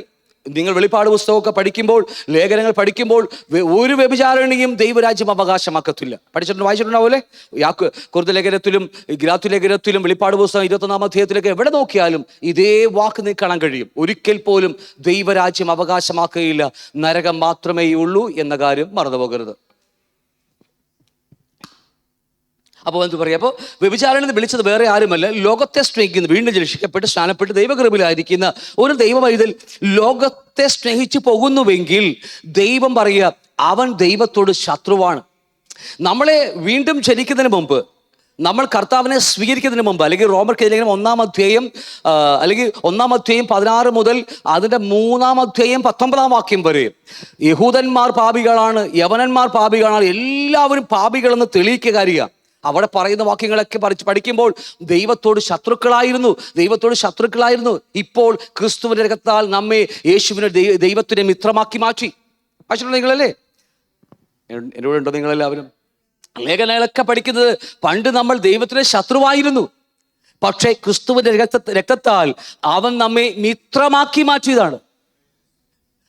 മറന്നുപോ, അവന് നീതിയുടെ അങ്കി നമുക്ക് ഉടുപ്പിച്ചതാണ്. പക്ഷേ വീണ്ടും ദൈവസഭയിലായിട്ടും നാം ലോകത്തിന്റെ പുറകെ പോകുന്നുവെങ്കിൽ, ലോകത്തെ വാക്യം ശ്രദ്ധിച്ചേ, ലോകത്തെ സ്നേഹിക്കുന്നുവെങ്കിൽ നാം ദൈവത്തിന്റെ ശത്രുവായി മാറുകയാണ്. അപ്പോൾ ഒന്ന് ഓർത്താ മതി, നമ്മൾ ലോകത്തിൻ്റെതായ എന്തെങ്കിലും എൻ്റെ ജീവിതത്തിലുണ്ടെങ്കിൽ, എന്താണെന്നുള്ളത് പിന്നീട് വരുന്ന ക്ലാസ്സിൽ പഠിക്കും നമ്മൾ. എൻ്റെ ജീവിതത്തിൽ ലോകത്തിൻ്റെതായ എന്തെങ്കിലും ഉണ്ടെങ്കിൽ ഞാൻ ദൈവത്തിനു വേണ്ടി എത്ര ഓടി നടന്നാലും, ദൈവത്തിനു വേണ്ടി എത്ര പ്രസംഗിച്ച് നടന്നാലും, അല്ലേ, എത്ര കാണിച്ചു കൂട്ടിയാലും ഒരിക്കലും ദൈവത്തിനോട് പ്രസാദം ഉണ്ടാകത്തില്ല. കാരണം ലോകസ്നേഹം ദൈവത്തോട് ശത്രുത്വമാകുന്നു. മനസ്സിലാവുന്നുണ്ടോ? എൻ്റെ കൃപാവരങ്ങൾ കൊണ്ടോ എൻ്റെ അഭിഷേകം കൊണ്ടോ എനിക്ക് പലതും ചെയ്യാൻ കഴിയും, പക്ഷേ ദൈവം അറിയുന്നത് പോലുമില്ല. പുതിയ നിയമസഭയിൽ 2 പ്രാവശ്യമാണ് പറയുന്നത് ഞാൻ നിങ്ങളെ അറിയുന്നില്ല എന്ന്. മനസ്സിലാവുന്നുണ്ടോ? അപ്പോൾ അതിൽ പറയുക, ലോകത്തെ സ്നേഹിച്ചാൽ, ലോകത്തിന്റെ പുറകെ പോയാൽ കർത്താവ് നമുക്കിടുന്ന ഏറ്റവും വലിയൊരു പേര് ദൈവമകൻ എന്നല്ല, ദൈവത്തിന്റെ മകളെന്നല്ല, എൻ്റെ അഭിഷിക്തൻ്റെ എൻ്റെ ഒന്നുമല്ല. ദൈവം നമ്മളെ വിളിക്കുന്ന പേര് വ്യഭിചാരിണി എന്ന പേരാണ് വിളിക്കുന്നത്. ഉണ്ടല്ലോ, നിങ്ങൾക്ക് മനസ്സിലായി കാണുമെന്ന് ഞാൻ വിചാരിക്കുന്നു. അപ്പോൾ എന്നിട്ട് പറയുക ദൈവത്തോട് ശത്രുവാകുന്നു. ഈ ലോകത്തിൽ നമ്മൾ അങ്ങനെ നമ്മുടെ അകത്ത് ലോകം കിടക്കുകയാണെങ്കിൽ, നാം ദൈവത്തിന്റെ ശത്രുവാണെങ്കിൽ പിന്നെ ആരാ നമുക്ക് മിത്രമായി വരുന്നത്? നമ്മുടെ പ്രാർത്ഥന ദൈവം കേൾക്കുമോ? നമുക്ക് ദൈവത്തിന് വേണ്ടി ഇത് ഉപയോഗമായി തീരുമോ? ഒരിക്കലും കഴിയത്തില്ല. കാരണം ദൈവം നമ്മുടെ ശത്രുവായി തീർന്നിരിക്കുകയാണ്. എങ്ങനെയാ? ലോകസ്നേഹം കൊണ്ടെങ്കിൽ, ലോകസ്നേഹം എൻ്റെ അകത്തുണ്ടെങ്കിൽ നാം ദൈവത്തിന്റെ ശത്രുവായി തീർന്നിരിക്കുന്നു എന്ന് നിങ്ങൾ അറിയുന്നില്ലയോ? അല്ലേ? നമ്മൾ അറിയേണ്ട ഉത്തരവാദിത്വം ഓരോ ഭക്തനുമുണ്ട്. നമ്മൾ അന്വേഷിച്ച് കണ്ടെത്തണം. ഒരിക്കലും കർത്താവ് നമ്മെ പഠിപ്പിക്കത്തില്ല. നമ്മൾ ഒരു സ്റ്റെപ്പ് എടുത്തു വെച്ചാൽ മാത്രമേ അവൻ നമ്മെ പഠിപ്പിക്കത്തുള്ളൂ. വചനം പറയുക, പന്നികളുടെ മുമ്പിൽ മുത്തുകളെ ദൈവം ഇട്ടു കൊടുക്കത്തില്ല ഒരിക്കലും. എത്രത്തോളം തിരഞ്ഞ് മാന്തി, അല്ലേ, ഒരു ഗുപ്തനിധി എന്ന പോലെ തിരയണം നമ്മൾ. നമ്മുടെയൊക്കെ വീടിൻ്റെ എന്താ പറയുക, അപ്പുറത്തെ വീട്ടിൽ നമ്മുടെ വീടിൻ്റെയും ആ കോമ്പൗണ്ട് വാളിൽ നമുക്കൊരു നിധി കിടന്നാൽ നമ്മളെല്ലാവരും കാണുകയാണോ പോയിട്ട് JCB ഒക്കെ വിളിച്ചിട്ട് തിരഞ്ഞെടുക്കുന്നത്? ഇല്ല. അപ്പം തിരിഞ്ഞ പോലീസ് വരും, അപ്പം തന്നെ ഗവൺമെന്റിലേക്ക് മുഴുവൻ കണ്ടുകിട്ടും, മുഴുവൻ സ്വത്തൊക്കെ, അല്ലേ? നമ്മളത് കണ്ടു കഴിഞ്ഞാൽ ആ സമ്പത്ത്, ആ നിധി, ഞാൻ പറയുന്നത് മത്തായി 13-ാം അധ്യായം 40-ാം വാക്യം മുതലാണ്. ഒരു മനുഷ്യൻ പോകുമ്പോൾ വഴി എന്ത് കണ്ടു? വയലിൽ കൂടി പോകുമ്പോൾ ഒരു നിധി കണ്ടു എന്നൊക്കെ പറയും, അല്ലേ? നമ്മൾ പിന്നെ എന്തെന്നറിയാമോ? ആ നിധി കണ്ടാൽ ചിരട്ട വെച്ച് പോലും നാം മാന്നത്തില്ല. നമ്മൾ സൗണ്ടില്ലാത്ത കൈകൊണ്ട് മാന്തിയെടുക്കും. കാരണം അത്രമാത്രം വിലയേറിയത് മണ്ണിനകത്തുണ്ടെങ്കിൽ അതിനേക്കാൾ എത്രയോ വിലയേറിയതാ കർത്താവിൻ്റെ വചനമൊക്കെ. അപ്പോൾ ദൈവം ഒരിക്കലും അങ്ങനെ ആർക്കും കൊടുക്കത്തൊന്നുമില്ല. ദൈവത്തോട് പറ്റിയിരിക്കുന്നവർക്ക്, ദൈവത്തെ സ്നേഹിക്കുന്നവർക്ക്, അല്ലേ, അങ്ങനെയുള്ളവർക്ക് മാത്രമേ വചനം കൊടുക്കത്തുള്ളൂ. അല്ലാത്തവർക്ക് എല്ലാവർക്കും അഭിഷേകം കൊടുക്കും, കൃപാവരം കൊടുക്കും, എന്തൊക്കെയാ അല്ലേ, കൃപാവരങ്ങളും അഭിഷേകം കൊടുക്കും, എല്ലാവർക്കും കൊടുക്കും. ഏത് പാപിക്കും എല്ലാം കൊടുക്കും ദൈവം. ഏത് ലോകസ്നേഹമുള്ള വ്യഭിചാരിക്ക്, ഈ പറഞ്ഞ പോലെ വ്യഭിചാരിണികൾക്കും ദൈവം കൊടുക്കും കൃപാവരങ്ങളും അഭിഷേകമൊക്കെ. പക്ഷേ വചനം കൊടുക്കുന്നത് അവൻ്റെ വിശുദ്ധന്മാർക്കാണ്, ആ ദൈവത്തെ അന്വേഷിക്കുന്നവർക്ക്. നിങ്ങൾ അർത്ഥം പറഞ്ഞ് മനസ്സിലാവുന്നുണ്ട് എല്ലാവർക്കും? ദേഷ്യമൊന്നുമില്ലനോടല്ലേ? അപ്പം അതുകൊണ്ട് നിങ്ങൾ അറിയണം, നമ്മൾ അറിയേണ്ട ഉത്തരവാദിത്തമുണ്ട്. നമ്മൾ അന്വേഷിക്കുമ്പോഴേ ദൈവം നമുക്ക് തരത്തുള്ളൂ. ഒരിക്കലും നമ്മുടെ ദൈവം ഇങ്ങോട്ട് തരത്തില്ല. നമ്മൾ അന്വേഷിക്കുമ്പോൾ എത്ര പ്രാവശ്യം ചോദിച്ചാലാണെന്നറിയാമോ, അവൻ നമ്മുടെ വിശ്വാസം തെളിയിച്ചാൽ നമുക്ക് അവൻ്റെ ഗുപ്തനിധികൾ നമുക്ക് തരുന്നത്. ഓക്കെ, വിട്ടുപോകുക. എന്നിട്ട് ആകയാൽ ലോകത്തിലെ സ്നേഹിതനാകുവാൻ ഇച്ഛിക്കുന്നവനെല്ലാം ആരാണ്? ദൈവത്തിൻ്റെ. അപ്പോൾ ലോകത്തിലെ സ്നേഹിതനാകുവാൻ ഇച്ഛിക്കുന്ന ഏത് മനുഷ്യനും ഏത് വിശ്വാസിയും അവൻ ദൈവത്തിൻ്റെ ശത്രുവായി തീരുകയാണ്. ഈ ലോകത്തിൽ ജീവിക്കുമ്പോൾ അവൻ്റെ പുത്രനെ നമുക്ക് വേണ്ടി നൽകിയിട്ട് ദൈവത്തിൻ്റെ മിത്രമാക്കി മാറ്റിയിട്ട് പോലും നാം വീണ്ടും ദൈവത്തിൻ്റെ ശത്രുവാണെന്ന് ചോദിച്ചാൽ പലപ്പോഴും ആണെന്ന് അർത്ഥം തന്നെ. ഇവിടെ പറയുക, യാക്കോബിന്റെ ലേഖനം പഠിക്കുമ്പോൾ നമ്മൾ അറിയാതെ ദൈവത്തിന്റെ ശത്രുവായി മാറുകയാണ്. എൻ്റെ അർത്ഥം മനസ്സിലാവുന്നുണ്ടോ? അപ്പൊ അതുകൊണ്ട് ലോകത്തിലെ സ്നേഹിതനാകുവാൻ ഇച്ഛിക്കുന്നവനെല്ലാം ആരായി തീരുകയാ? ദൈവത്തിലെ ശത്രുവായി തീരും. ലോകത്തെ സ്നേഹിതനാകും, ലോകത്തിലെ സ്നേഹിതൻ അല്ലേ, ലോകത്തോട് ചേർന്ന് അവരോട് ചേർന്ന് ഇഴുകി ജീവിക്കുവാൻ. എന്താണെന്നുള്ള പിന്നീട് പഠിക്കാം. ലോകക്കാരോടുകൂടി, ലോകത്തിലെ വ്യവസ്ഥകളോടുകൂടി, ലോകത്തിലെ ഉത്സവങ്ങളോടുകൂടി, ലോകത്തിലെ എന്തും നമുക്ക് ഒരുപാട് പഠിക്കാൻ പിന്നീട് പഠിക്കും. എന്തും ലോകത്തിൻ്റെതായി എന്തൊക്കെയുണ്ടോ, സിസ്റ്റമുണ്ടോ, അതിനോട് ചേർന്ന് നാം ജീവിക്കാൻ തുടങ്ങിയാൽ, അതെൻ്റെ ഉള്ളിൽ വന്നാൽ ഒരു കാര്യം ഉറപ്പാണ്, ഞാൻ ലോകത്തിൻ്റെ സ്നേഹിതനാണ്. അപ്പോൾ തന്നെ ഞാൻ സഭയിൽ വരുന്നുണ്ടാകാം, ഭൂതങ്ങളെ പുറത്താക്കുന്നുണ്ടാകാം. പക്ഷെ ഭൂതങ്ങളെ പുറത്താക്കിയാലും അത് റിസ്ക് പിടിച്ച പണിയാണ്. പ്രവചിച്ച് കാണുമായിരിക്കും, പക്ഷേ അതും റിസ്ക്കാ. കാരണം ഞാൻ ഹിന്ദു മതത്തിൽ നിന്ന് വന്നത് കൊണ്ട് ഈ അവിടെ ഭൂതങ്ങൾ വന്ന് തല കൊണ്ട് ആണി ഇടിച്ച് ഈ മരത്തുമേ ആണി അടിച്ചിട്ടിട്ട് അത് കുറച്ച് കഴിയുമ്പോൾ അവരെ ഇറങ്ങി പോകുന്നുണ്ട്. അപ്പൊ നമ്മൾ വിചാരിക്കുക അവിടെയും ദൈവമില്ലെന്ന് വിചാരിക്കേ. അതെങ്ങനെ സംഭവിക്കുന്നു എനിക്ക് പറയാൻ പറ്റില്ല, ഇപ്പൊ റെക്കോർഡൊക്കെ എങ്ങനെ സംഭവിക്കുന്നു? അതുപോലെ നമ്മുടെ ജീവിതത്തിലേക്ക് ക്രിസ്തിയൊക്കെ ഒരുപക്ഷെ ദൈവകുഞ്ഞുങ്ങൾ പലപ്പോഴും ഭൂതത്തെ പുറത്താക്കുമ്പോൾ ഓർക്കണം, പലപ്പോഴും സംഭവിക്കുന്നത് അത് ദൈവം അറിഞ്ഞിട്ടാണെന്ന് പോലും സംശയമാണ്. എൻ്റെ കൂടെ ഉണ്ടോ ഇല്ലയോ നിങ്ങളെ? ഓക്കെ, എന്തുമാകട്ടെ, വിട്ടുപോകുക. പിന്നീട് പഠിക്കുമ്പോൾ അറിയാൻ പറ്റും. അഭിഷേകം എന്താണെന്നൊക്കെ പഠിക്കുമ്പോൾ പിന്നീട് പഠിച്ചോളൂ നിങ്ങൾ. അതുകൊണ്ട് ലോകത്തിന് സ്നേഹിതനാകുവാനല്ല ദൈവം നമ്മെ വിളിച്ചത്, ലോകത്തെ വെറുക്കുവാനാണ് ദൈവം നമ്മെ വിളിച്ചത്. ലോകത്തെ വെറുക്കുക, ജഡത്തെ ക്രൂശിക്കുക, സ്വയത്തെ ത്യജിക്കുക. എൻ്റെ വാക്ക് ശ്രദ്ധിക്കണം നിങ്ങൾ. ഇന്ന് കുഴഞ്ഞ് ദൈവസഭക്കകത്ത് കുഴഞ്ഞു മറിഞ്ഞു കിടക്കുക. യേശുവിടെ നാമത്തിൽ അല്ലേ നമ്മൾ പിശാചിനെ ബന്ധിക്കുന്നു പറയും, അങ്ങ് വാക്ക് തെറ്റാണത് അല്ലേ. ജഡത്തെ ത്യജിക്കുന്നു പറയും, നമ്മൾ ജഡത്തിന്റെ മോഹങ്ങളെ ത്യജിക്കുന്നു അല്ലേ, തെറ്റ്. അങ്ങനെ ചെയ്താൽ നമുക്ക് ലക്ഷ്യമുണ്ടാകത്തില്ല. സിസ്റ്റമുണ്ട്. ലോകത്തെ പറഞ്ഞേ വെറുക്കണം. ക്ലിയറാണോ? 2, ജഡത്തിന്റെ ഇഷ്ടങ്ങളെ മോഹങ്ങളെ ഞാൻ പറയേണ്ട ആവശ്യമില്ലല്ലോ. ഈ 15 കാര്യങ്ങൾ അവിടെ 15-ാം വാക്യം മുതൽ താഴേക്ക് പഠിക്കുമ്പോൾ, 5-ാമത്തെ ഗ്രാഹ്യത്തിൽ പഠിക്കുമ്പോൾ അവിടെ 15 കാര്യങ്ങളാണ് പഠിപ്പിക്കുന്നത് അല്ലേ. ഈ ജഡത്തിന്റെ മോഹങ്ങൾ എന്ത് ചെയ്യണം? പറയൂ, എപ്പോ പറഞ്ഞതാ? ക്രൂശിക്കണം, കൊല്ലണം. ക്രൂശിക്കാന്ന് പറയാം ഇത്തിരി സ്റ്റാൻഡേർഡ് വാക്കായിപ്പോയി, വേണ്ട. കൊല്ലുക എന്ന് നല്ല വാക്കല്ലേ, പച്ച മലയാളത്തിൽ പറയാം.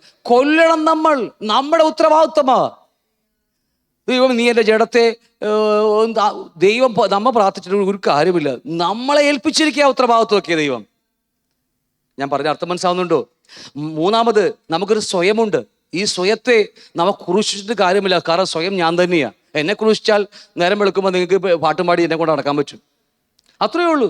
സ്വയത്തെ ത്യജിക്കുകയാണ്. എൻ്റെ മോഹം, എൻ്റെ സ്വയം, എൻ്റെ സിംഹാസനം എന്നെ മാറ്റുകയാണ് ഇവിടെ. സിസ്റ്റം മനസ്സിലായോ? വളരെ കുറിച്ച് പിന്നീട് എടുത്തോളാം ഞാൻ. അപ്പം അതുകൊണ്ട് ലോകത്തിൻ്റെ സ്നേഹിതനാകുവാൻ നമ്മെ വിളിച്ചിട്ടില്ല, ലോകത്തിൻ്റെ ശത്രു. ഇവർ ലോകത്തെ വെറുക്കുവാനാണ് ദൈവം നമ്മെ വിളിച്ചിരിക്കുന്നത്. സങ്കീർത്തനം 73-27 പഠിക്കുമ്പോൾ, ഇതാ നിന്നോട് അകന്നിരിക്കുന്നവർ അല്ലേ, കർത്താവിടെ സങ്കീർത്തനക്കാർ എഴുതി വെച്ചിരിക്കുക, ഇതാ നിന്നോട് അകന്നിരിക്കുന്നവർ നശിച്ചു പോകും, നിന്നെ വിട്ട് പരസംഗം ചെയ്യുന്ന എല്ലാവരെയും നീ സംഹരിക്കും. ഈ വാക്യം നിങ്ങൾ കുറിച്ചിട്ടോ? പരസംഗം, വ്യഭിചാരം, പരസംഗം എന്നൊക്കെ പറഞ്ഞ പല വാക്കുകൾ ബൈബിളിനകത്ത് തിരിഞ്ഞു മറിഞ്ഞും കിടക്കുകയാണ്. അതെന്താണെന്ന് ഫാമിലി സെമിനാർ എടുക്കേണ്ട ക്ലാസ് ആണെങ്കിൽ പോലും ചിലത് അല്പം നിന്നോട് സംസാരിച്ചു പോകും. ഇതാ നിന്നോട് അകന്നിരിക്കുന്നവർ നശിച്ചു പോകും അല്ലേ, നിന്നെ വിട്ട് പരസംഗം ചെയ്യുന്ന എല്ലാവരെയും നീ എന്ത് ചെയ്യും? സംഹരിക്കും. അത് തന്നെ യാക്കോബ് പറയുന്നത്. ഇവിടെ വ്യഭിചാരിണികളായുള്ള ഒരു ലോകസ്നേഹം ദൈവത്തോട് ശത്രുതമാകുന്നു. ഈ 4-ാം അധ്യായം മുഴുവൻ പഠിക്കുമ്പോൾ, അല്ലെങ്കിൽ 3:16 പഠിക്കുമ്പോൾ, ഈശയും ഷാഠ്യവും ഉള്ളിടത്ത് കലക്കവും സകല ദുഷ്പ്രവൃത്തിയുമുണ്ട്. 3-ാം അധ്യായം 16-ാം വാക്യം. എന്നിട്ടാണ് താഴേക്ക് പഠിച്ച് വന്നിട്ട് 4-ാം വാക്യം പറയുന്നത്, നിങ്ങളിൽ ശണ്ഠയും കലഹവും എവിടെ നിന്ന്? നിങ്ങളുടെ അവയവങ്ങളിൽ പോരാടുന്ന ഭോഗേച്ഛയിൽ നിന്നല്ലയോ? നിങ്ങൾ മോഹിച്ചിട്ടും പ്രാപിക്കുന്നില്ല. നിങ്ങൾ കൊല്ലുകയും അസൂയപ്പെടുകയും ചെയ്തിട്ട് ഒന്നും സാധിക്കുന്നില്ല. നിങ്ങൾ കലഹിക്കുകയും ശണ്ഠയിടുകയും ചെയ്തിട്ട് യാചിക്കായ കൊണ്ട് കിട്ടുന്നതുമില്ല. എന്നിട്ടാണ് പറയുന്നത്, നമ്മുടെ അവയവങ്ങളിൽ പോരാടിയിട്ടും നമുക്ക് ജയിക്കാൻ കഴിയാതിരിക്കുന്നതിന് കാരണം നമ്മുടെ അകത്ത് ലോകമോഹം കിടക്കുന്നത് കൊണ്ടാണ്. മനസ്സിലാവുന്നുണ്ടോ? എന്നിട്ട് താഴേക്ക് പറയുക, എന്നാൽ 5-ാം വാക്യം പറയുന്നു, അല്ലെങ്കിൽ തിരുവെഴുത്ത് വെറുതെ സംസാരിക്കുന്നു എന്ന് തോന്നുന്നുവോ? അവൻ നമ്മിൽ വസിക്കുമാറാക്കിയ ആത്മാവ് അസൂയക്കായി കാംക്ഷിക്കുന്നുവോ? അല്ലേ? പരിശുദ്ധാത്മാവിന് നമ്മുടെ അകത്ത് തന്നിരിക്കുന്നത് എന്തിനു വേണ്ടിയാ? ഇതൊക്കെ ചെയ്യാൻ വേണ്ടിയാ. ഈ ജഡത്തെ ക്രൂശിക്കുവാനും ലോകത്തെ വെറുക്കുവാനൊക്കെയാ, അല്ലെങ്കിൽ സ്വയത്തെ ത്യജിക്കാനൊക്കെ വേണ്ടിയാ. എന്നിട്ടാണ് പറയുന്നത്, എന്നാൽ 6-ാം വാക്യം പറയും, എന്നാൽ അവൻ അധികം കൃപ നൽകുന്നു. ആർക്കാന്നറിയാമോ? അതുകൊണ്ട് ദൈവം നിഗളികളോട് എതിർത്തു നിൽക്കുകയും താഴ്മയുള്ളവർക്ക് കൃപ നൽകുകയും ചെയ്യുന്നു എന്ന് പറഞ്ഞിരിക്കുന്നു. ഹല്ലേലൂയ. അപ്പോൾ ദൈവം നമുക്ക് കൃപ നൽകുന്നത് എന്തിനു വേണ്ടിയാണ് കൃപ നൽകുന്നത്? ഇതെല്ലാം ജയിക്കുവാൻ വേണ്ടി, ജഡത്തെ ക്രൂശിക്കുവാൻ, സ്വയത്തെ വെറുക്കുവാൻ, സ്വയത്തെ ത്യജിക്കുവാൻ, ലോകത്തെ വെറുക്കുവാനൊക്കെ ആയിട്ട് ദൈവം കൃപ നൽകുന്നത് എന്തിനു വേണ്ടിയാണെന്നറിയാമോ? നമുക്ക് ക്രിസ്തു വളരാൻ വേണ്ടിയാ. ഞാൻ പറഞ്ഞ മനസ്സിലാവുന്നുണ്ടോ? എന്നാൽ ദൈവവചനത്തിന് വിപരീതമായി നിഗളിക്കുകയാണെങ്കിൽ, ഈ ലോകസ്നേഹം വെച്ചുകൊണ്ട് ലോകത്തിന് സ്നേഹിതനാകാൻ ഇച്ഛിക്കുന്നുവെങ്കിൽ, ദൈവം നമുക്ക് മറ്റൊരു പേരിടുക, നിഗളികളെന്ന്. ദൈവം നമുക്കിട്ട മറ്റൊരു പേരാ. ഇവിടെ വ്യഭിചാരിണി എന്ന പേര് വന്നു. താഴേക്ക് പഠിച്ചു വരുമ്പോൾ നിഗളികൾ, ദൈവം നമുക്കിട്ട പേരാ. നിഗളികളോട് ദൈവം എന്ത് ചെയ്യുന്നു? എതിർത്തു നിൽക്കുന്നു. അതുകൊണ്ട് വർഷങ്ങൾ എത്ര കഴിഞ്ഞിട്ട് നമുക്ക് ആത്മാവിൽ വളരാൻ കഴിയാതെ, എപ്പോഴും പറയുമ്പോഴും പണ്ട് ഞാൻ ഇത്രയും നേടി, പണ്ട് ഞാൻ ഭൂതങ്ങളെ പുറത്താക്കി, പണ്ട് ഞാൻ ഇങ്ങനെ ചെയ്തു, പക്ഷെ ഇപ്പൊ നമുക്ക് സാക്ഷ്യങ്ങൾ പറയാൻ പറ്റുന്നത്, പറയുന്ന മുഴുവൻ പഴയ കഥകളാണ് നമ്മൾ പറയുന്നത്, അല്ലേ? കാരണം മറ്റൊന്നുമില്ല, നിഗളികളോട് ദൈവം എന്ത് ചെയ്തറിയാമോ? എതിർത്തു നിൽക്കുകയാണ്. പക്ഷേ കൃപ കൊടുക്കും ആർക്കാണ്? താഴ്മയുള്ളവർക്ക്. എന്നെ കൊണ്ട് കഴിയില്ല കർത്താവ്, നീ എന്തു പറഞ്ഞാലും അതിന് ഞാൻ ആമേൻ പറയും. നിനക്ക് ലോകവുമായിട്ട് ബന്ധമില്ലേ? ഞാനത് ലോകത്തെ വെറുക്കുന്നു. ശരിയാണല്ലോ? ഓക്കെ. അതുകൊണ്ട് കർത്താവ് സങ്കീർത്തനക്കാരൻ എഴുതി വെച്ചിരിക്കും, ഇതാ നിന്നോട് അകന്നിരിക്കുന്നവർ നശിച്ചു പോകും, നിന്നെ വിട്ട് പരസംഗം ചെയ്യുന്ന എല്ലാവരെയും നീ സംഹരിക്കും. യോഹന്നാൻ ലേഖനം 1 യോഹന്നാൻ ലേഖനത്തിൽ 2-ാം അധ്യായം 15-ാം വാക്യം വായിക്കുന്നു,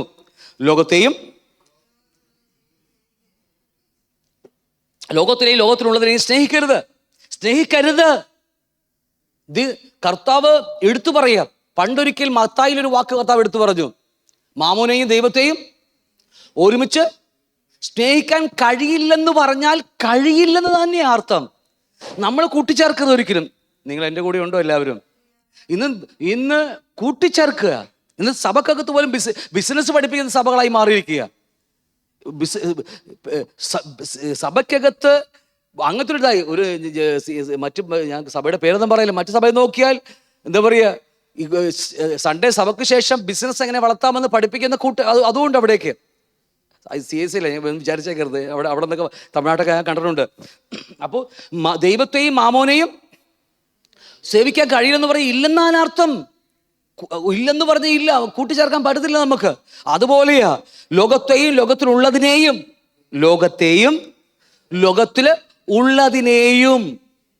മനസ്സിലാവുന്നുണ്ടോ? നാം സ്നേഹിക്കരുത്. നമ്മൾ പിന്നീട് പഠിക്കും, ദൈവരാജ്യവും സമ്പത്തും എന്ന ക്ലാസ് പഠിക്കും. അവിടെ നമുക്ക് ഇതിനൊക്കെ എല്ലാം മറുപടിയുണ്ട്. നമുക്ക് ഒരുപാട് നന്മകൾ ദൈവം വെച്ചിട്ടുണ്ട്. ബൈബിളിനകത്ത് ഒരുപാടൊക്കെ ആവശ്യമുള്ളതുണ്ട്, അത് നമുക്ക് കിട്ടും. പക്ഷേ റൂട്ടുണ്ട് അതിന്. ലോകത്തെ സ്നേഹിച്ചുകൊണ്ട് നമുക്കൊരിക്കലും, ലോകവ്യവസ്ഥകൾ വെച്ചുകൊണ്ട് നമുക്ക് ചെയ്യാൻ കഴിയത്തില്ല നമുക്കൊരിക്കലും. എൻ്റെ കൂടെ ഉണ്ടോ നിങ്ങളെല്ലാവരും? അപ്പം അത് ആ റൂട്ട് തെറ്റിപ്പോയാൽ എല്ലാം പോയി. ഇപ്പൊ വിതക്കുവാൻ ഒരുപാട് സ്ഥലങ്ങളെക്കുറിച്ച് പറയുന്നുണ്ട് ലേഖനത്തിൽ. ഒരുപാട് സ്ഥലങ്ങൾ എവിടെയാണ് നമ്മൾ വിതക്കേണ്ടത്, അല്ലേ? ഒരുപാട് ദിനങ്ങൾ വെച്ചിട്ടുണ്ട്. ആ നിലത്തിലല്ലാതെ വേറെ എവിടെയെങ്കിലും വിതച്ചാൽ കിട്ടുമോ? ഇല്ല. പാറപ്പുറത്ത് കൊണ്ട് നമ്മൾ വിതച്ചാൽ അടുത്ത 5 വർഷം കഴിയുമ്പോൾ കൃഷി കിട്ടുമെന്ന് വിചാരിച്ചാൽ നടക്കോ? ഇല്ല. നമ്മൾ വിതക്കേണ്ട പണമാവട്ടെ, നമ്മുടെ അധ്വാനമാകട്ടെ, സമയമാകട്ടെ, എന്തുമാകട്ടെ, നമ്മൾ വിതക്കേണ്ട നിലമുണ്ട്. നിങ്ങൾക്ക് അറിയാതിരിക്കുന്നു വിചാരിക്കുന്നതാണ്. ആ ഓരോ നിലങ്ങളിൽ വിതച്ചാൽ മാത്രമേ നമുക്ക് അത് കൊയ്യാൻ കഴിയത്തുള്ളൂ. ഇല്ലെങ്കിൽ എത്ര വിതച്ചാലും അത് നമുക്ക് ഒരു ഫലവും കിട്ടത്തില്ല. ഞാൻ കണ്ടിട്ടുണ്ട്, ഒരുപാട് ആൾക്കാരെ കണ്ടിട്ടുണ്ട്, എന്തോരം വിതച്ചതാണെന്നറിയാമോ, പക്ഷേ അവസാനം കണക്കൂട്ടി നോക്കിയപ്പോൾ ഒന്നുമില്ല. കാരണം വിതക്കേണ്ട അടുത്ത നിലത്തിലല്ല വിതച്ചത്. ഓരോ നിലങ്ങളുണ്ട് എല്ലാത്തിനും. എൻ്റെ കൂടെ ഉണ്ട് നിങ്ങളെല്ലാവരും. ഓരോ നിലങ്ങൾ അല്ലേ. അവസാനം പറയുന്നത് വചനം പഠിപ്പിക്കുന്നവനെ ഇരട്ടി മാനത്ത് എന്നെ ഉദ്ദേശിച്ച് പറഞ്ഞല്ല കേട്ടോ. വചനം പഠിപ്പിക്കുന്നവനെ ഇരട്ടി മാനത്ത് യോഗ്യരായി എണ്ണുവാന്ന് അവസരം പറയുന്നുണ്ട്. പ്രത്യേകിച്ച് സഹവിശ്വാസികൾക്ക്, സകലർക്കൊന്നും പറഞ്ഞിട്ട് പ്രത്യേകിച്ച് സഹവിശ്വാസികൾക്ക് 3 നിലങ്ങൾ അവിടെ പഠിപ്പിക്കുന്നതൊക്കെ അല്ലേ. അപ്പൊ അവിടെ വിതച്ചാൽ മാത്രമേ നമുക്ക് കൊയ്യാൻ കഴിയത്തുള്ളൂ. ഇട്ടോ തീർച്ചയായും കൊയ്യും. ഞാൻ കണ്ടതാ, ഞാൻ നല്ലയിടത്ത് വിതച്ച് അത് കൊയ്തതൊക്കെ ഇന്നും കൊയ്തുകൊണ്ടിരിക്കും, നമുക്കറിയാം. ഇങ്ങനെ ഇവിടെ ഉണ്ടായിക്കാണല്ലേ. ഓക്കെ, അതുപോലെ തന്നെ ഒരു വ്യവസ്ഥയാ. ലോകത്തെയും ലോകത്തിലുള്ളതിനെയും സ്നേഹിക്കരുത്. ഒരുവൻ ലോകത്തെ സ്നേഹിക്കുന്നുവെങ്കിൽ അവനിൽ എന്തില്ല? പിതാവിൻ്റെ സ്നേഹമില്ല. അപ്പൊ ലോകത്തെയും ലോകത്തിൽ ഉള്ളതിനെയും, ഈ ഉള്ളതിനെ കുറിച്ചാണ് നമ്മൾ പഠിക്കാൻ പോകുന്നത്. എന്തൊക്കെയാണ് ലോകമെന്ന് പറയുന്നൊരു ഇതുണ്ട്. ഒറ്റവാക്കി പറയട്ടെ, ഞാൻ ധരിച്ചിട്ട് പോകുന്നില്ല. System of this world. ഈ ലോകത്തിൽ പിശാചിനൊരു സിസ്റ്റമുണ്ട്. അത് മാത്രമേ ഞാൻ പറഞ്ഞ മാസം, പിന്നീട് അത് പഠിക്കാനെ കുറിച്ച്. ഈ ലോകത്തിനകത്ത് ഒരു സിസ്റ്റമുണ്ട് പിശാചിന്. ആ സിസ്റ്റത്തിന്റെ പുറകിൽ വ്യാപരിക്കുന്നത് പൈശാചികനാണ്. അതിന് പ്രഭു പിശാചാണ്, അതിന് ദൈവം പിശാചാണ് അല്ലേ. അപ്പോൾ സിസ്റ്റം ഓഫ് ദിസ് വേൾഡ്, ഈ ലോകത്തിനകത്ത്, ഈ ഭൂമിക്കകത്ത് ഒരു സിസ്റ്റം വെച്ചിട്ടുണ്ട്. ഭൂമിയല്ല, അതിൽ പ്രവർത്തിക്കുന്ന സിസ്റ്റം. അത് എഡ്യൂക്കേഷൻ സിസ്റ്റമുണ്ട് അല്ലേ. വിദ്യാഭ്യാസത്തിന്റെ പുറകിൽ വ്യാപരിക്കുന്ന സിസ്റ്റമുണ്ട് അല്ലേ.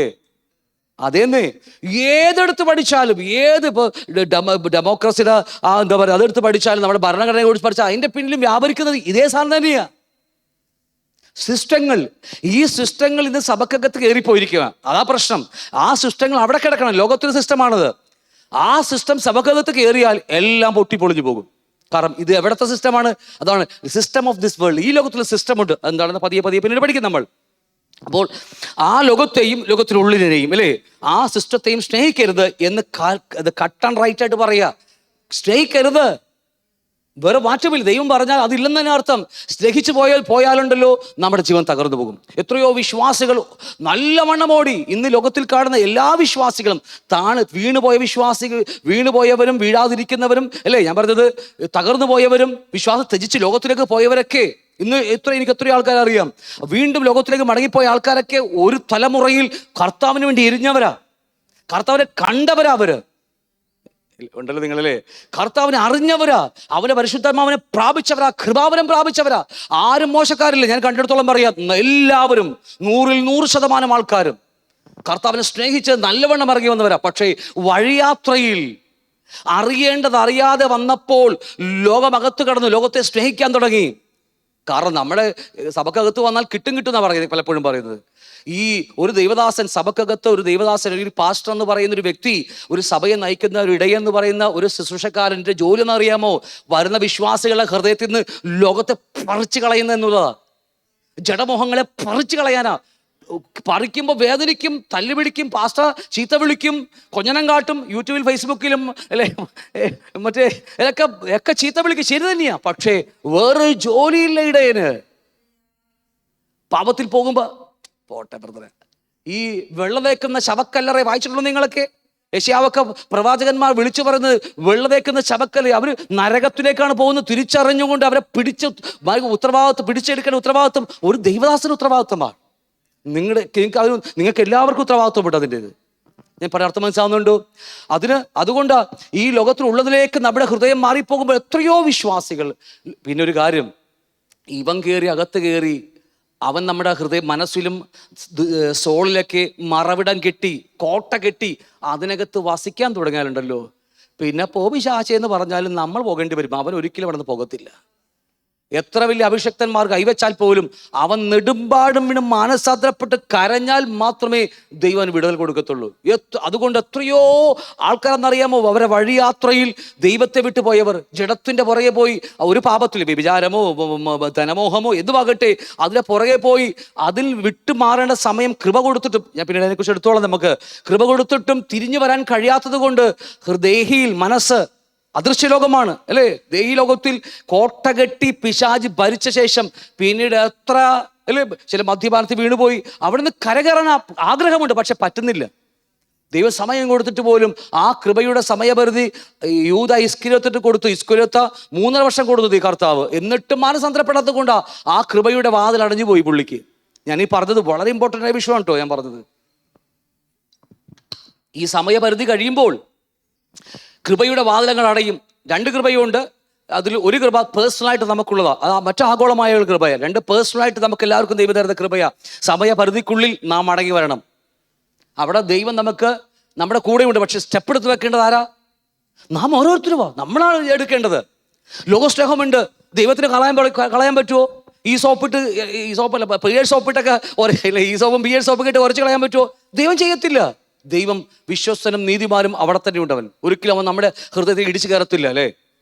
ഞാൻ പറഞ്ഞ അർത്ഥം മനസ്സിലാവുന്നുണ്ടോ? നമ്മളാണ് മാനസാന്തരപ്പെടേണ്ടത്, നമ്മുടെ ഉത്തരവാദിത്വം അതല്ല.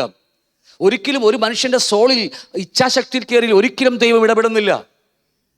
വിൽ പവറിൽ അല്ലേ, ഒരിക്കലും വിൽ പവറിൽ കയറി ദൈവം ഇടപെടില്ല. നമ്മളാണ് വചനം കേട്ട് ഈ പുസ്തകം നൽകിയിരിക്കുന്നത് അതിനു വേണ്ടിയാ. ഇത് എവിടെയെങ്കിലും മടക്കി വീട്ടിൽ വെക്കാൻ വേണ്ടിയല്ല, തുറന്ന് വായിച്ച് അതിലുള്ളത് ദൈവത്തിന് വിപരീതമാണെങ്കിൽ എടുത്ത് പറിച്ചു കളയാൻ വേണ്ടിയാ ബൈബിൾ വായിക്കെന്ന് പറയുന്നത്. എല്ലാ ദിവസവും രാവിലെ 5 അധ്യായം വായിക്കാൻ പറയുന്നില്ലേ? എന്തുകൊണ്ടെന്നറിയാമോ? ഇന്ന് അനേക വിശ്വാസികളും അറിവില്ലായ്മ കൊണ്ടും ഈ ലോകം കയറി അകത്ത് കിടക്കുകയാണ്. അതുകൊണ്ട് എന്തു പറഞ്ഞാലും തിരിച്ച് മറുപടി വരുന്നത് മുഴുവനും തിരിച്ചടിക്കുകയാണ്, നമുക്കറിയാം. അപ്പൊ അതിനർത്ഥം അകത്തു കിടക്കുക സിസ്റ്റങ്ങളൊക്കെ പൊളിയണമെങ്കിൽ ഈ സത്യവചനം നമ്മുടെ അകത്ത് കയറിയ മതിയാകത്തുള്ളൂ. അതുകൊണ്ട് ലോകസ്നേഹം ലോകത്തെയും ലോകത്തിലുള്ളതിനെയും, 2 വാക്കുകളാണ്, ലോകത്തെയും ലോകത്തിലുള്ളതിനെയും. അപ്പൊ ലോകത്തിലുള്ളതാണ് അത് സിസ്റ്റം വെച്ച് പിശാചൊരു സിസ്റ്റം വെച്ചിരിക്കുക. എല്ലാ മേഖലകളിലും, എഡ്യൂക്കേഷനിലും ഭരണ സംവിധാനങ്ങളിലും ഏത് മേഖല എടുത്താലും അവിടെയെല്ലാം പിശാച് ഒരു സിസ്റ്റം കെട്ടിവെച്ചിരിക്കുക. നമുക്ക് തോന്നും അല്ലേ, ഇപ്പം മക്കളെയൊക്കെ പണ്ടൊക്കെ ഈ ഐഡിയ സ്റ്റാർ സിംഗർ ആക്കാൻ വേണ്ടിയൊക്കെ നമ്മൾ പലപ്പോഴും അല്ലേ മക്കളെ പഠിപ്പിച്ചൊക്കെ പലപ്പോഴും പേര് മറന്നുപോയില്ല, ഈ ലക്ഷ്മി മന്ത്രങ്ങളും മറ്റേ മന്ത്രങ്ങളും സരസ്വതി ഗീതങ്ങളൊക്കെ ഈ വിശ്വാസികളെ കാര്യം ഞാൻ പറയുന്നത്, പാസ്റ്റർമാരെ കാര്യം ഞാൻ പറയുന്നത്. അയ്യോ എൻ്റെ വീട്ടിലുള്ള പുസ്തകം അപ്പൊ മറന്നുപോയി. അതൊക്കെ കാരണം അത് അവരത് വെച്ചിരിക്കുക, പിശാച് സിസ്റ്റം വെച്ചിരിക്കുക. ആ സിസ്റ്റത്തിലല്ലാതെ നമുക്ക് അപ്പുറത്ത് കിടക്കാൻ കഴിയത്തില്ല. അപ്പോൾ നമ്മൾ നാവ് കൊണ്ട് ഉരുവിടുകയാണ് നമ്മൾ. സരസ്വതി ഗീതങ്ങളും മറ്റു ഗീതങ്ങളൊക്കെ നമ്മൾ അറിയാതെ ഒരു വിശ്വാസി നാവിലെടുക്കുകയാണ്. ഓരോ സിസ്റ്റം പിന്നീട് പഠിക്കാം. ഓരോ മേഖലകളിലും പിശാച് എത്രമാത്രം സ്വാധീനം ചെലുത്തിയിരിക്കുന്നു. അതുകൊണ്ട് ഒരു സിസ്റ്റം ഓഫ് ദിസ് വേൾഡ് എന്ന് പറയാൻ കാരണം അവൻ വെച്ചിരിക്കുക, എല്ലാ മേഖലകളിലും സിസ്റ്റം വെച്ചിരിക്കുക. വളരെ ശ്രദ്ധിച്ച് നമുക്ക് ഇടപെട്ടില്ലെങ്കിൽ നമ്മൾ വീഴാനിടയുണ്ട്. സൈക്കോളജി പഠിക്കുന്ന ആൾക്കാരാണ്, അത് ഇവിടെ പണ്ട് ക്ലാസ് എടുത്തിട്ടുണ്ട്. സൈക്കോളജി പഠിക്കുമ്പോൾ മനസ്സിനെ പഠിക്കുക, നമുക്ക് മനസ്സിനെ കുറിച്ച് പഠിക്കുക. കാരണം മനസ്സിനെ കുറിച്ച് പഠിച്ചാൽ എന്താ വിഷയം? നമുക്ക് മനസ്സ് വായിക്കാൻ പറ്റും. എൻ്റെ മുന്നിൽ വന്നിരിക്കുന്ന വ്യക്തിയുടെ മനസ്സെനിക്ക് വായിക്കാൻ പറ്റും. ദൈവത്താലല്ല, പിശാചിനാൽ. കാരണം ഇതൊക്കെ പിശാചിന്റെ പണിപ്പുരകളാ. എൻ്റെ കൂടെ ഉണ്ടോ? പിശാചിന്റെ പണിപ്പുരകളതെല്ലാം. അപ്പോൾ പലതും നമ്മൾ ഇത് ലോകത്തിലെ വ്യവസ്ഥകൾ സ്വീകരിച്ച് നമ്മൾ കൗൺസിലിങ്ങിനും സൈക്കാട്രി വിഭാഗം പറഞ്ഞ് പഠിക്കുമ്പോൾ പലപ്പോഴും മാനസികമായിട്ടാണ് പഠിക്കുന്നത്. ഒരു വിശ്വാസി വന്നിരിക്കുമ്പോൾ അങ്ങനെയുള്ളവർ കല്യാണം കഴിച്ചാൽ പോലും ഭർത്താവിനെ നോക്കി പേടിപ്പിച്ചിട്ടൊക്കെ അപ്പോൾ മനസ്സിലാവും അല്ലേ. എനിക്കറിയാം, ഭർത്താവിന് ഉള്ളിലേക്ക് മുഴുവൻ എടുത്തിട്ട് അവസാനം കുടുംബത്തിൽ അടിയുണ്ടാക്കുന്ന എത്രയോ ആൾക്കാർ എനിക്കറിയാമെന്നറിയാമോ. ഇതൊക്കെ സിസ്റ്റം ലോകത്തിൻ്റെതാ. എല്ലാം സഭ അങ്ങനെ തന്നെ ഇങ്ങോട്ട് എടുത്ത് നമ്മൾ തകർന്നിരിക്കുക എല്ലാവരും, നല്ലൊരു ശതമാനം ആൾക്കാരും. കാരണം ലോകം നമ്മുടെ അകത്ത് കയറിയിരിക്കുക. ഓക്കെ, ഞാൻ അതിനൊരു വാക്യം മാത്രം വായിച്ചു പോയി. ഇരിമ്യാവിന്റെ പ്രധാന പുസ്തകം 2 വാക്യം പറയുന്നു, നീ എന്നെ അനുഗമിച്ച് നടന്ന നിന്റെ യൗവനത്തിലെ ഭക്തിയും വിവാഹം നിശ്ചയിച്ച കാലത്തിലെ സ്നേഹവും ഞാൻ ഓർക്കുന്നു. എൻഗേജ്മെന്റ് കഴിയുമ്പോൾ നല്ല സ്നേഹമായിരിക്കും നമുക്കെല്ലാം അല്ലേ. നമ്മളെ കർത്താവിനെ അറിഞ്ഞ ആളുകളിലേക്ക് കർത്താവ് നല്ലവണ്ണം സ്നേഹിച്ചതാ. പക്ഷേ വഴിയാത്രയിൽ നിങ്ങൾക്കറിയാമോ, ഞാനൊരു വലിയ തെറ്റിലേക്ക് പോകേണ്ട ഒരു വ്യക്തിയായിരുന്നു. വലിയ തെറ്റിലേക്ക് ഞാൻ രക്ഷിക്കപ്പെട്ട സമയം ഒരു 1.5 വർഷം കഴിഞ്ഞപ്പോൾ ഈ ഹിന്ദുക്കളുടെ ഗ്രന്ഥങ്ങളും ബൈബിളും നമ്മൾ കൂട്ടി പഠിക്കാനോട് ഞാൻ ശ്രമിച്ചു നോക്കിയതാണ്. എൻ്റെ ദൈവമേ, ഒരു വീഴ്ച ഞാൻ ഇന്ന് ഓർക്കുകയാണ്. കർത്താവിനൊക്കെ പെട്ടെന്ന് തിരുത്തി കൊണ്ടു. ഇല്ലെങ്കിൽ ഞാനൊക്കെ പിന്നെ വേറെ ഏതെങ്കിലും ലെവലിൽ പോയേനെ. താടിയൊക്കെ വളർത്തിയല്ലേ, കാവ്യൊക്കെ കൊടുത്ത് വേറെ ലെവലിൽ പോയേനെ നമുക്ക്. അപ്പം എന്തുമാകട്ടെ, ആദ്യം നമ്മൾ കർത്താവിനെ അറിയുന്ന നിമിഷം ഭയങ്കര സ്നേഹമാണ് ദൈവത്തോട്. പക്ഷേ നീ എന്നെ അനുഗമിച്ച് നടന്ന നിന്റെ യൗവനത്തിലെ ഭക്തിയും വിവാഹം നിശ്ചയിച്ച കാലത്തിൽ, ബാക്കി ഓർക്കണം, കാലത്തിലെ സ്നേഹവും ഞാൻ ഓർക്കുന്നു. ഇനി അവർ പ്രവചന പുസ്തകം 3-ാം അധ്യായം വായിക്കുമ്പോൾ വിശ്വാസത്യാഗിയായ ഇസ്രായേൽ ചെയ്തിരിക്കുന്നു നീ കണ്ടുവോ? അവൾ ഉയരമുള്ള എല്ലാ മലകളിലും എല്ലാ പച്ചമരത്തിൻ കീഴിലും ചെന്ന് അവിടെ പരസംഗം ചെയ്തു. പരസംഗം ചെയ്തു, വാക്യം ശ്രദ്ധിക്കണമേ, പരസംഗം ചെയ്തു, വ്യഭിചാരമല്ല, പരസംഗം ചെയ്തു. അപ്പോൾ ദൈവമായിട്ട് ഈ യഹോവയായിട്ട് എൻഗേജ്മെന്റ് കഴിഞ്ഞ ഒരു സ്ത്രീയാണ് ആര്? ഇസ്രായേൽ അല്ലേ? നിങ്ങൾ എൻ്റെ കൂടെ ഉണ്ടോ എല്ലാവരും അല്ലേ? ഇസ്രായേലുമായി എൻഗേജ്മെന്റ്, ഭാര്യ എന്നും പറയുന്നുണ്ട്, പക്ഷേ എൻഗേജ്മെന്റ് നല്ല വാക്യം. എൻഗേജ് കഴിഞ്ഞാൽ ഒരു വിവാഹം നിശ്ചയം ചെയ്ത സ്ത്രീയാണ്. പക്ഷേ അവള് മലമുകളിലെ മുകളിലും മരത്തിന്റെ ചുവട്ടിലും പോയി എന്ത് ചെയ്യുകയാണ്? ആ എല്ലാ മരത്തിന് കീഴിലും പോയി അവിടെ പരസംഗം ചെയ്യുന്നു. ഇത് മരത്തിന്റെ കീഴിൽ എങ്ങനെയാ പരസംഗം ചെയ്യണത്? മലയുടെ മുകളിൽ പോയിട്ട് എങ്ങനെയാ പരസംഗം ചെയ്യും? ഇല്ലേ? ഇതെന്ത് സാധനമാണിത്? വിഗ്രഹങ്ങളുടെ പുറകെ പോകുകയാ. കാരണം നിങ്ങൾ ശ്രദ്ധിക്കണം, ഞാൻ ഈ വാക്ക് ശ്രദ്ധിച്ചോ, ഞാൻ എന്നെ എൻഗേജ്മെന്റ് ചെയ്തിരിക്കുന്ന യഹോവയായ ദൈവത്തിന് എന്നെ സഹായിപ്പാൻ കഴിയില്ല. അതുകൊണ്ട് ഞാനിപ്പോൾ മറ്റൊരു കാമുകന്റെ പുറകെ പോകുകയാണ് എൻ്റെ ആവശ്യം നിറവേറാൻ. ഇപ്പൊ മനസ്സിലായ അർത്ഥം? ക്ലിയർ ആണല്ലോ? നോക്കിയേ, ഇപ്പോൾ ഇവിടെ ഇസ്രായേലിനെ കുറിച്ച് പറയാ, എന്നെ എൻഗേജ്മെന്റ് ചെയ്തിരിക്കുന്ന ഒരു മണവാളനുണ്ട്, ഒരു വ്യക്തിയുണ്ട്. അവൻ്റെ ഇവരെ യഹോവയാകുന്ന ദൈവമാണ്. അദ്ദേഹം എന്നെ നോക്കിക്കൊള്ളാമെന്നും എന്നെ അത്ഭുതങ്ങൾ കാണിച്ചും അടയാളങ്ങൾ ചെയ്തു എന്നെ പലതും വിടുവിച്ചൊക്കെ കൊണ്ടുവന്നൊക്കെ ശരി തന്നെയാ. പക്ഷേ എൻ്റെ ഹൃദയത്തിലെ മോഹം അവൻ നിവർത്തി തരുന്നില്ല. എൻ്റെ ഹൃദയത്തിലെ ആഗ്രഹങ്ങൾ നിവർത്തി തരുന്നില്ല, കൊടുക്കത്തില്ല ഒരിക്കലും. കാരണം എന്നാ, അത് ഹൃദയത്തിൽ വന്ന ലോകത്തിലേക്ക് പോകും, അവൻ നരകത്തിലേക്ക് പോകും. അതുകൊണ്ട് പലപ്പോഴും എന്നെ എൻഗേജ്മെന്റ് ചെയ്ത എൻ്റെ മണവാളിന് അറിയാം എനിക്ക് എന്ത് തന്നാൽ ശരിയാകുമെന്ന്. പക്ഷേ എൻ്റെ മോഹങ്ങൾ വർദ്ധിച്ചു വരുമ്പോൾ ഞാൻ വേറൊരു വ്യക്തിയെ കണ്ടെത്തും. എൻ്റെ എൻഗേജ്മെന്റ് കഴിഞ്ഞ ഭർത്താവിന് തരാൻ കഴിയാത്തത് ഞാൻ വേറൊരു കാമുകനെ കണ്ടെത്തും. ആ കാമുകൻ്റെ അടുക്കൽ പോയി ഞാൻ അവൻ എന്തെങ്കിലും നേരും. അതുകൊണ്ട് ആ കാമുകൻ എവിടെ ഇരിക്കുന്നത്? പഴയ നിയമത്തിൽ മലയുടെ മുകളിലും എല്ലാ പച്ചമരത്തിന് കീഴിലും ചെന്ന് ഇവൾ അവിടെ വീഴുകയാ, കാമുകനെ കാണുകയാ. ഉണ്ടോ? സ്വന്തം ഭർത്താവ് പോരാ, ഞാൻ മറ്റൊരു അന്യ പുരുഷന്റെ പുറകെ പോകുന്ന ഒരു സ്ത്രീയെ പോലെ തന്നെയാണിത്. ഇത്തിരി പച്ചയായിട്ട് ഞാൻ സംസാരിക്കാൻ പേടിക്കൊന്നും വേണ്ട, വേറെ വഴിയാത്തോണ്ടാ ഇത് ലോകത്തെ കുറിച്ച് പറഞ്ഞു വരികയാണ്. പച്ചയായിട്ട് പറയേണ്ടി വരും നമുക്ക്. അപ്പോൾ എൻ്റെ ഭർത്താവിനെ കൊണ്ട് കഴിവില്ല, ഞാൻ മറ്റൊരു പുരുഷന്റെ പുറകെ പോയി എൻ്റെ ആഗ്രഹങ്ങൾ നിറവേറുവാൻ പോകുന്നുവെങ്കിൽ ഇതേ പേരാ പറയുന്നത്. ശരിയാണല്ലോ അല്ലേ? അപ്പൊ എന്തുവാകട്ടെ, പരസംഗം ചെയ്തു. വാക്യം ഇട്ട് പറയുമ്പോൾ വിശ്വാസത്യാഗിനിയായ ഇസ്രായേൽ വ്യഭിചാരം ചെയ്ത ഹേതുവാൽ തന്നെ ഞാൻ അവളെ ഉപേക്ഷിച്ചു, ഉപേക്ഷണ പത്രം കൊടുത്തു. പുതിയ നിയമത്തിലേക്ക് വരുമ്പോൾ നിങ്ങൾ പുതിയ നിയമമല്ല, പഴയ നിയമത്തിലൊക്കെ നിങ്ങൾ ഭാര്യയെ ഉപേക്ഷിക്കരുത് എന്നൊരു വാക്യമാണ് പഴയ നിയമത്തിലുണ്ട്. പക്ഷേ അതുകൊണ്ടാണ് ഞാൻ ഇടയ്ക്കിടയ്ക്ക് പറയുന്നത്, പരസംഗം എന്ന് പറയുമ്പോൾ നിങ്ങൾക്ക് ശ്രദ്ധിക്കുന്നു പറയുന്ന കാര്യം ആ വാക്കിന് അർത്ഥമുണ്ട്. വ്യഭിചാരം എന്ന വാക്കിന് അർത്ഥമുണ്ട്. രണ്ടും വ്യത്യസ്തമാണ്. ഇതിനോട് ഫാമിലി സെമിനാറുള്ള ബന്ധത്തിൽ ഇത് കയറി വരുന്നത്, എങ്കിൽ പോലും ഇവിടെ അടുത്ത ആഴ്ച ക്ലാസ്സിൽ പഠിക്കും എന്താണ് ഇതിൻ്റെ അർത്ഥം. പരസംഗം ചെയ്താൽ നമുക്ക് ഇന്നും ഉപേക്ഷിക്കാമോ? ഭാര്യ അല്ലെങ്കിൽ എന്താ പറയുക, ഒരു സ്ത്രീ പരസംഗം ചെയ്താൽ ഉപേക്ഷിക്കാമോ എന്നൊരു ചോദ്യം ഇവിടെയുണ്ട്. നമുക്കത് ആ ക്ലാസ്സിനൊക്കെ നിങ്ങൾക്ക് മറുപടി കിട്ടും വരും ദിവസങ്ങളിൽ നിങ്ങൾക്ക്. അപ്പോൾ അവിടെ പറയുക, അത് നിമിത്തം യഹോവയായ ഭർത്താവ് അല്ലെങ്കിൽ മണവാളൻ ആ പെണ്ണിന് ഉപേക്ഷ പത്രം കൊടുത്ത് അവൾ എന്ത് ചെയ്തു? ഉപേക്ഷിച്ചു. കൊരിന്ത്യലേഖനത്തിൽ പറയുന്നുണ്ട്, ഞങ്ങൾക്ക് വരും ദിവസം എടുക്കും, നിന്നെ 2 കൊരിന്ത്യലേഖനം 12-ാം അധ്യായം 2-3 വാക്യങ്ങളിലെ ഹവ്വയെ ഉപായത്തിൽ ചതിച്ചത് പോലെ നമ്മെ എന്തുണ്ട്? ചതിക്കാനിടയുണ്ട്. എന്നിട്ട് പറയുക, 8-ാം വാക്യം പറയുക, വിശ്വാസത്യാഗിനിയായ ഇസ്രായേൽ വ്യഭിചാരം ചെയ്ത ഹേതുവാൽ ഞാൻ അവളെ ഉപേക്ഷിച്ച്, ഉപേക്ഷണ പത്രം. 9-ാം വാക്യം പറയുന്നു, അതുമാത്രമല്ല വിശ്വാസപാതകയായ യഹൂദ എന്ന അവളുടെ സഹോദരി കണ്ടിട്ടും ഭയപ്പെടാതെ അവളും ചെന്ന് പരസംഗം ചെയ്തു.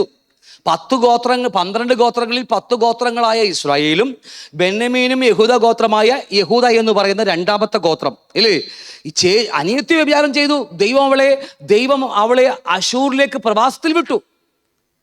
പഴയ നിയമത്തിൽ പറഞ്ഞ അശൂർ എന്ന് പറയുന്ന വലിയൊരു രാജ്യത്തിലേക്ക് പ്രവാസത്തിൽ വിട്ടു, അടിമയായി വിട്ടു. എന്നാൽ ഇത് കണ്ട് ഇവള് പഠിക്കണ്ടേ? ചേച്ചി പഠിക്കണ്ടേ? സഹോദരി പഠിക്കണ്ടേ? ഇവക്കൂട്ട് പഠിക്കില്ല. ഇവളെന്ത് ചെയ്യുന്നറിയാമോ? ഇവളും പോയി. രക്ഷകൻ ജനിക്കേണ്ട ഗോത്രമാണ്, രക്ഷകൻ ജനിക്കേണ്ട ഗോത്രമാ. അവളും പോയി അനിയത്തിര മലിക എന്താ പറയുക, സഹോദരി കാണിച്ചത് പറയുക, അവളും പോയി വ്യഭിചാരം ചെയ്തു. അവളെയും 70 വർഷം ബാബിലോണിലേക്ക് ദൈവം എന്ത് ചെയ്തു? പ്രവാസത്തിലേക്ക് വിട്ടു. ഞാനിതൊക്കെ പറയുന്നത് ഞാൻ ഈ പറയുന്നത് എത്ര പേർക്ക് ഗ്രഹിക്കുന്നുണ്ടോ എന്ന് എനിക്കറിയത്തില്ല. പലപ്പോഴും നമ്മുടെ വിശ്വാസ ജീവിതത്തിൽ പ്രവാസകാലമുണ്ട് അനേകർക്കും. ദൈവം ആഗ്രഹിക്കുന്നില്ല നമ്മളെക്കുറിച്ച് ആഗ്രഹിക്കുന്നില്ല. പലപ്പോഴും നമ്മൾ ലോകത്തെ സ്നേഹിച്ച് ലോകത്തിലുള്ളതിനെ സ്നേഹിച്ച് പോകുമ്പോൾ ചെറിയ പ്രവാസ ജീവിതം മറ്റ് എന്തെങ്കിലേക്ക് ഒരു അടിമത്വത്തിലേക്ക് നമ്മളെ ദൈവം കടത്തിവിടുന്നത് നമുക്ക് മടങ്ങി വരാൻ വേണ്ടിയാ. ഈ പറഞ്ഞതൊക്കെ നമ്മുടെ ജീവിതത്തിൽ ഉണ്ട്. അതുകൊണ്ട് 6 മാസം പോലും വേണ്ട ഒരു വിശ്വാസി കർത്താവിന്റെ ദാസനായി മാറുവാനെന്ന് ബൈബിൾ പഠിപ്പിക്കുക. പറഞ്ഞ ക്ലിയർ ആണോ? അല്ലേ? ഏറ്റവും വൈകി സ്ഥാനപ്പെട്ടത് പൗലോസാ. 3 ദിവസമുള്ളൂ, അതിനപ്പുറത്തേക്ക് പോകുന്നില്ല. നമ്മളൊക്കെ വർഷങ്ങൾ 10-16 വർഷമായ ആളെ സ്ഥാനപ്പെട്ടത്. കാരണം എന്താണെന്നറിയാമോ? വിശ്വാസം വരുന്നില്ല. ഞാൻ പറയാൻ അർത്ഥം മനസ്സിലാവുന്നുണ്ടോ? എന്തുകൊണ്ട് ഫലം കൊടുക്കാൻ കഴിയുന്നില്ല? കാരണം ഇതൊക്കെ ഒരുപാട് കാര്യങ്ങൾ നമ്മുടെ ഈ ജീവിതത്തിൽ കിടക്കുക. ഒരുപാട് കാര്യങ്ങൾ. ഈ ലോകം എന്ന് പറയുന്നത് നിസാരമല്ലത്. എത്ര തൂത്താൽ പോകുന്നതല്ല, മായ്ച്ചാൽ പോകുന്നതല്ല. ഇത് വളരെ നമ്മുടെ ദേഹിയോട് പറ്റിച്ചേർന്ന് കിടക്കുക, അദൃശ്യലോകവുമായി പറ്റിക്കിടക്കുകയാണ്. ക്ലിയർ ആണല്ലോ? ഗ്രഹിക്കാൻ ബുദ്ധിമുട്ടുണ്ടോ? കറക്റ്റ് ഒരു വല്ലാത്തൊരു പിശാചിന്റെ ലോകത്തെക്കുറിച്ചാണ് ഞങ്ങൾ സംസാരിച്ചുകൊണ്ടിരിക്കുന്നത്. അതുകൊണ്ട് അവൻ സമ്മതിക്കത്തുമില്ല നമ്മളെ ഗ്രഹിപ്പിക്കാൻ. നമ്മുടെ തലയിൽ ചിന്തകളൊക്കെ നൽകിക്കളയും.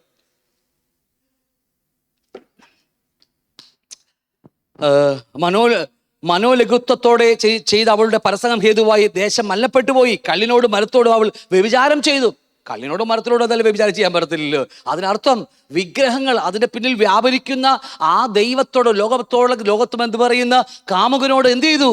പരസംഗം ചെയ്തു. ഇന്നും അതേ കാമുകൻ ഇവിടെയുണ്ട്. പുതിയ നിയമത്തിലുണ്ട് അതേ കാമുകൻ. ലോകമെന്ന് പറയുന്ന കാമുകൻ. നമ്മളെ എൻഗേജ്മെന്റ് ചെയ്ത കർത്താവ് മുകളിലിരിക്കുമ്പോൾ ചില കാര്യങ്ങൾ എൻ്റെ മോഹത്തിനൊത്തമുള്ള കാര്യങ്ങൾ നടക്കാതെ വരുമ്പോൾ ഞാൻ ലോകമെന്ന് പറയുന്ന കാമുകനോട് ചേരുന്നുവെങ്കിൽ പഴയ നിയമവും പുതിയ നിയമമൊക്കെ ഒന്ന് തന്നെയാ. ഒരേ സിസ്റ്റമാണ് വെച്ചിരിക്കുന്നത്. ക്ലിയർ ആണോ അല്ലയോ? അപ്പോൾ കർത്താവ് തരുന്നില്ല എങ്കിൽ തരില്ല എന്ന് തന്നെയാണത്. നീ ഇപ്പൊ തന്നാൽ നിനക്ക് സഹിക്കാൻ കഴിയില്ല, നീ ലോകത്തിലേക്ക് പോകും, നീ നരകത്തിലേക്ക് പോകും, അതുകൊണ്ട് നിനക്ക് സമയമാകുമ്പോൾ ഞാൻ തന്നോളാം എന്ന് പറഞ്ഞ് മൗനമായിരിക്കുമ്പോൾ നമ്മൾ എന്താ പറയുക, കൈക്കൂലി കൊടുത്തുകൊണ്ട് മറ്റൊരു കാമുവിൻ്റെ പുറകെ പോയി നമ്മൾ കണ്ടെത്തുമ്പോൾ അതൊക്കെ ഈ പറഞ്ഞ പോലെ നമുക്ക് മലിനമാകും, ദേശം മലിനപ്പെട്ടു പോകും, നമ്മുടെ കുടുംബം മലിനപ്പെട്ടു പോകും. ഇനി എൻ്റെ കൂടെ ഉണ്ടോ നിങ്ങൾ? ശാപം കുടുംബത്തിൽ പോലും ശാപം കടന്നു വരും. പിന്നെ ഫാമിലി സെമിനാറിനെ കുറിച്ചൊക്കെ എപ്പോഴും കർത്താവ് അനുവദിച്ചാൽ സ്ത്രീകൾ ഭരിക്കുന്ന കുടുംബങ്ങൾ പോലും ഈ 33.33% വീണുപോയ ദൂതന്മാരൊക്കെ ആ കുടുംബത്തിനകത്തുണ്ട്. എത്രമാത്രം ഭയാനമാണെന്നറിയാമോ? ഇതൊക്കെ ഓരോരോ കാര്യങ്ങൾ സ്ത്രീകൾ ഭരിക്കുന്ന കുടുംബം അത്രമാത്രമാണ്. ഇന്നത്തെ ഈ ആത്മീയഗോളത്തിൽ ഒരു പഠിപ്പിക്കുന്ന ഒരു ടോപ്പിക് പോലും ഇപ്പം അതുണ്ട്. സ്ത്രീകളെ എങ്ങനെ നമുക്ക് പുരുഷന്മാരോട് തുല്യമാക്കാൻ കഴിയും? എവിടെ നിന്ന് കിട്ടി ഈ സാധനം? എവിടെ നിന്ന് കിട്ടി കാര്യമൊക്കെ? പുരുഷന്മാരോട് കൂടി തന്നെ സ്ത്രീകളെയും ഒരേ സമയം, ഇതെവിടെ നിന്ന് വന്നതാണ്? ലോകം പഠിപ്പിക്കുന്നതാണ് തുല്യസ്ഥാനം. പക്ഷെ ഈ പുസ്തകത്തിലോ വ്യവസ്ഥയുണ്ട്. സ്വർഗത്തിലൊക്കെ നമ്മൾ ഒരേപോലെയാ, പക്ഷെ ഇവിടെ വ്യവസ്ഥയുണ്ട് ഇതിനകത്ത്. എന്നോട് ദേഷ്യം തോന്നിയേക്കില്ല സഹോദരന്മാരെ.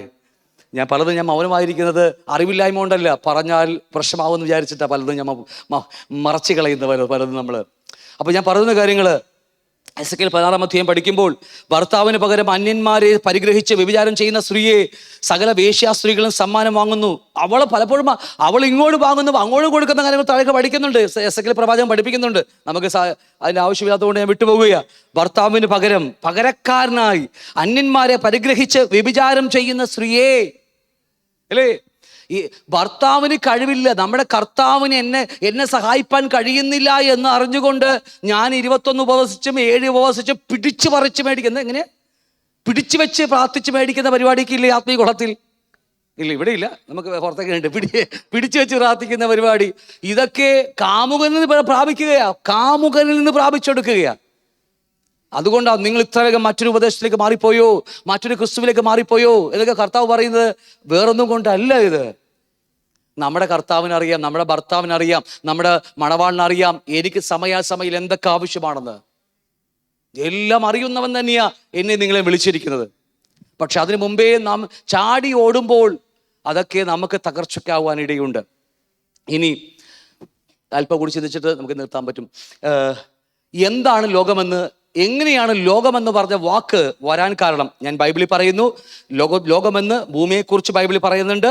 അത് വേറെ വാക്കില്ല. അന്ന് എഴുതുമ്പോൾ അങ്ങനെ എഴുതാൻ കഴിയത്തുള്ളൂ. കഴിഞ്ഞ ദിവസങ്ങളിൽ നമ്മൾ പണ്ട് ഒരു 5-6 മാസം ആഴ്ച പഠിച്ചില്ലേ? യോഹന്നാൻ സ്നാപകൻ എഴുതി വെച്ചിരിക്കുക, ഒരു സിംഹത്തിലെ തല പോലെയുള്ള അതിൽ നിന്ന് തീ തുപ്പുന്നു, അതിന്റെ വാല് സിംഹത്തല പോലെ ഇരിക്കുന്നു, അവിടെ നിന്നും തീ വരുന്നു അല്ലേ? തീ തുപ്പി അനേക ആൾക്കാർ ആ തീയിൽ വീട് മരിച്ചു പോകുന്നു. യോഹന്നാൻ സ്നാപകൻ അറിയില്ല. യോഹന്നാൻ സ്നാപകൻ എന്താ എഴുതി വെച്ചിരിക്കുന്നത്? അതൊരു എന്താ പറയുക, ഒരു സിംഹത്തിന്റെ സാധനം പോലെ ഉന്തിക്കൊണ്ടു പോകുന്നു. ആത്മാവിൽ കണ്ണോട്ട് എഴുതുക പുള്ളി. ഉന്തിക്കൊണ്ടു പോകുന്നു, ഇവിടെ തീ കൊടുക്കുന്നു, ഒരു സിംഹത്തിന്റെ വാ പോലെയുള്ള സ്ഥലത്ത് നിന്ന് തീ പുറപ്പെട്ട് എല്ലാവരെയും കൊന്നെടുക്കുന്നു. പുള്ളി അങ്ങനെ എഴുതി വെച്ചിരിക്കുക. പക്ഷെ സത്യത്തിൽ എന്താ അത്? പീരങ്കിയാണത്. അന്ന് ആ സാധനമില്ല. ഇല്ലാത്തത് കൊണ്ട് യോഹന്നാൻ സ്നാപകൻ എഴുതി വെച്ചപ്പോൾ അങ്ങനെ എഴുതാൻ പുള്ളിക്ക് പറ്റുള്ളൂ. പക്ഷെ ഇന്ന് നമുക്കറിയാം അതെന്ത് സാധനമാണ്, പീരങ്കിയാണെന്ന്. നിങ്ങൾ എൻ്റെ കൂടെ ഉണ്ടല്ലോ. അപ്പൊ ഇതുപോലെ ഒരുപാട് വാക്കുകൾക്ക് കുറവുള്ളത് കൊണ്ട് തന്നെയാണ് അങ്ങനെയും അന്ന് ഈ വാക്യം എഴുതി വെച്ചിരിക്കുന്നത്. ഈ ഭൂമിയെക്കുറിച്ച് ലോകം പറയുന്നുണ്ട്, മനുഷ്യ സമൂഹങ്ങളെക്കുറിച്ച് ലോകമെന്ന് പറയുന്നുണ്ട്. അപ്പോൾ ശരിക്കും പറഞ്ഞ ലോകമെന്ന് പറയുന്നത് സിസ്റ്റം ഓഫ് ദിസ് വേൾഡ്. ഈ ലോകത്തിനകത്ത് ഒരു പിശാചിട്ടിരിക്കുന്ന സിസ്റ്റമാണ്. ഓക്കെ, കടന്നു വരാം. എന്താണ് ലോകം? ലോകം എങ്ങനെയാണ് കടന്നു വന്നത്? അത് നമ്മൾ അതിനെക്കുറിച്ച് ചിന്തിക്കാൻ പോവുകയാണ്. അറിയാലോ അല്ലേ? ഈ പുള്ളിക്കാരനെ ലെവൻ അറിയാലോ അല്ലേ?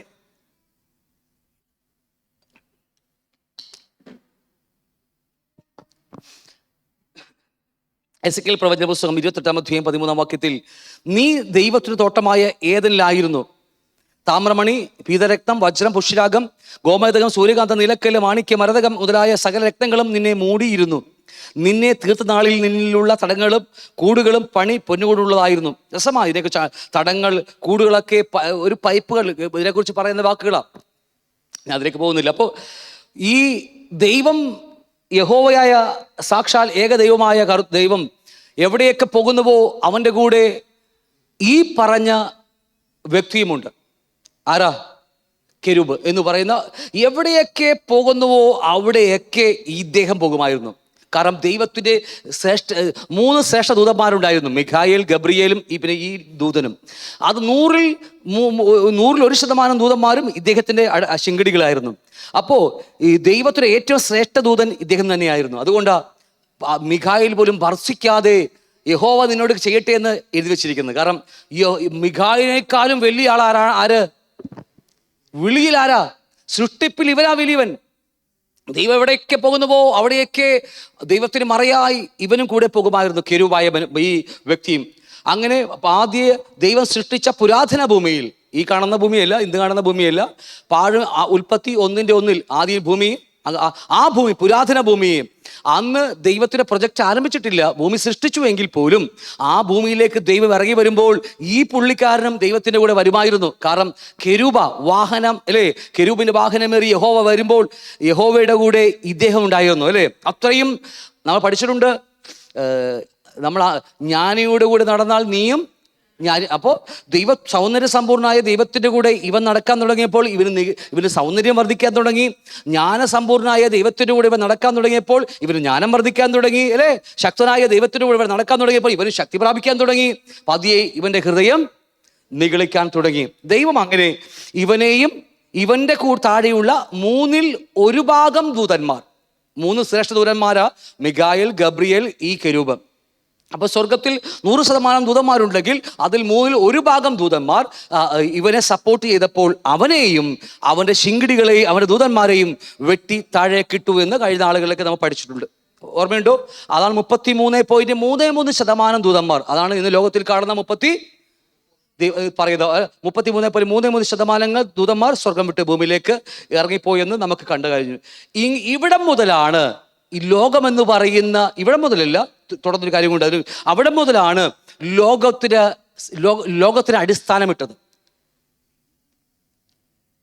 അതും കൂടി പറഞ്ഞിട്ട് നമുക്ക് അവസാനിപ്പിക്കാം. അപ്പോൾ ഇവൻ താഴേക്ക് വീണു, നമുക്കറിയാം. 1/3 ദൂതന്മാർ താഴേക്ക് വീണു. ഓക്കെ, അത് സംഭവിച്ചു. ഉൽപ്പത്തി 1:2 വാക്യം, ഭൂമി പാഴും ശൂന്യമായിരുന്നു. ഇവന്റെ വീഴ്ചയാൽ അത് ഭൂമി എന്ത് ചെയ്തിപ്പോയി? പാഴും ശൂന്യമായി പോയി. തുടർന്ന് ദൈവം ഭൂമിയെ റെനോവേറ്റ് ചെയ്ത് നമുക്ക് പുതുക്കി പണി നമുക്ക് കാണാൻ കഴിയും അല്ലേ. ഉൽപ്പത്തി പുസ്തകം 1-ാം അധ്യായത്തിൽ ദൈവം ഭൂമിയെ പുതുക്കുന്നുണ്ട്. 3-ാം വാക്യം മുതൽ വെളിച്ചമുണ്ടാകട്ടെ എന്ന് പറയുമ്പോൾ വചനം ഇറങ്ങി വന്നു, ക്രിസ്തു ഇറങ്ങി വന്നു, വെളിച്ചം ഇറങ്ങി വന്നു, സൃഷ്ടിപ്പ് ആരംഭിക്കുന്നുണ്ട്. അങ്ങനെ സൃഷ്ടിപ്പ് ആരംഭിക്കുമ്പോൾ 1:26 വാക്യം വായിക്കുമ്പോൾ അവിടെ ചില കാര്യങ്ങൾ മനുഷ്യനെ കുറിച്ച് പറയുന്നുണ്ട്. അവിടെ ഉൽപ്പത്തി 1:26 ഒന്ന് മലയാളത്തിൽ വായിക്കാൻ പറ്റുമോ? ഇംഗ്ലീഷിൽ അവിടെ ഒരു വാക്യം ഇവിടെ എഴുതി വെച്ചിട്ടുണ്ട്. മലയാളത്തിൽ വായിക്കാൻ പറ്റുമോ? ഉൽപ്പത്തി 1:26 വാഴുവാൻ ദൈവം മനുഷ്യനെ ആക്കി വെച്ചു. ഉൽപ്പത്തി 1:26 അനന്തരം ദൈവം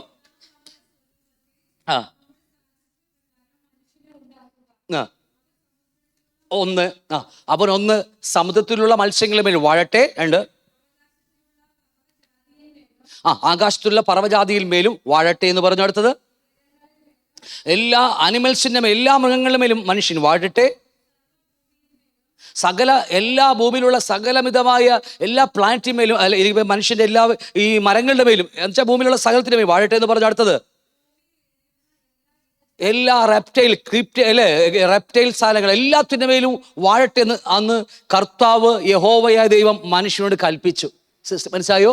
ഇത് കുട്ടിക്കാലത്ത് പഠിപ്പിക്കുന്ന കാര്യങ്ങളാണ്. ഈ സൺഡേ സ്കൂളിലല്ല, ഈ കിങ്ഡത്തെക്കുറിച്ചൊക്കെ ഈ സ്കൂളിൽ LKG സ്കൂളിലൊക്കെ പ്രീ സ്കൂളിൽ പഠിക്കുന്ന കാര്യമാണ്.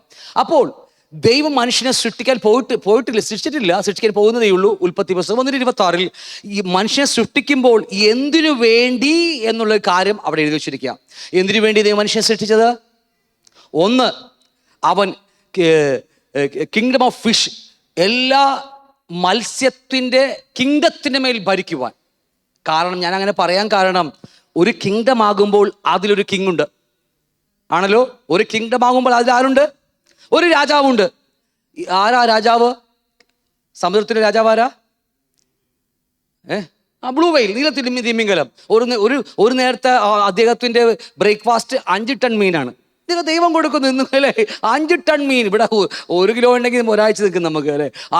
ഒരു നേരം 5 ടൺ മീനാണ് ദൈവം ആ മൃഗത്തിന് ആ ബ്ലൂ വെയിലിനും കൊടുക്കുന്നത്.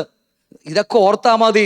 നമുക്കൊക്കെ കർത്താവ് നാളെ ഞാൻ എങ്ങനെ ജീവിക്കും എന്നൊക്കെ ആദ്യം നമുക്ക് ഒരു നേരം 5 ടൺ മീൻ വേണം ഈ പുള്ളിക്കാരന് ബ്രേക്ക്ഫാസ്റ്റിന് വേണ്ടി. അത്രയും ദൈവം അവൻ ഒരുക്കുന്നെങ്കിൽ നമ്മളെയൊക്കെ ദൈവം എത്ര മാത്രം എന്ന് ഓർത്താൽ മതി. എന്നിട്ടും നമ്മൾക്ക് അവിശ്വാസമാണ് നമ്മളെയൊക്കെ പ്രശ്നം. ഞാൻ വിട്ടുപോകുക. അപ്പോൾ ഞാൻ കിങ്ഡം എന്ന് പറയാം, ഫിഷ് കിങ്ഡം ഓഫ് ഫിഷ് എന്ന് പറയാൻ കാരണം, ഫിഷ് കിങ്ഡം എന്ന് പറയാൻ കാരണം ഒരു കിങ്ഡം ഉണ്ട്, അതിന് ഒരു രാജാവ് അതിനകത്തുണ്ട്. അതുകൊണ്ടാണ് അങ്ങനെ പറഞ്ഞത് അല്ലേ. അതുമേൽ ആര് വാഴണം?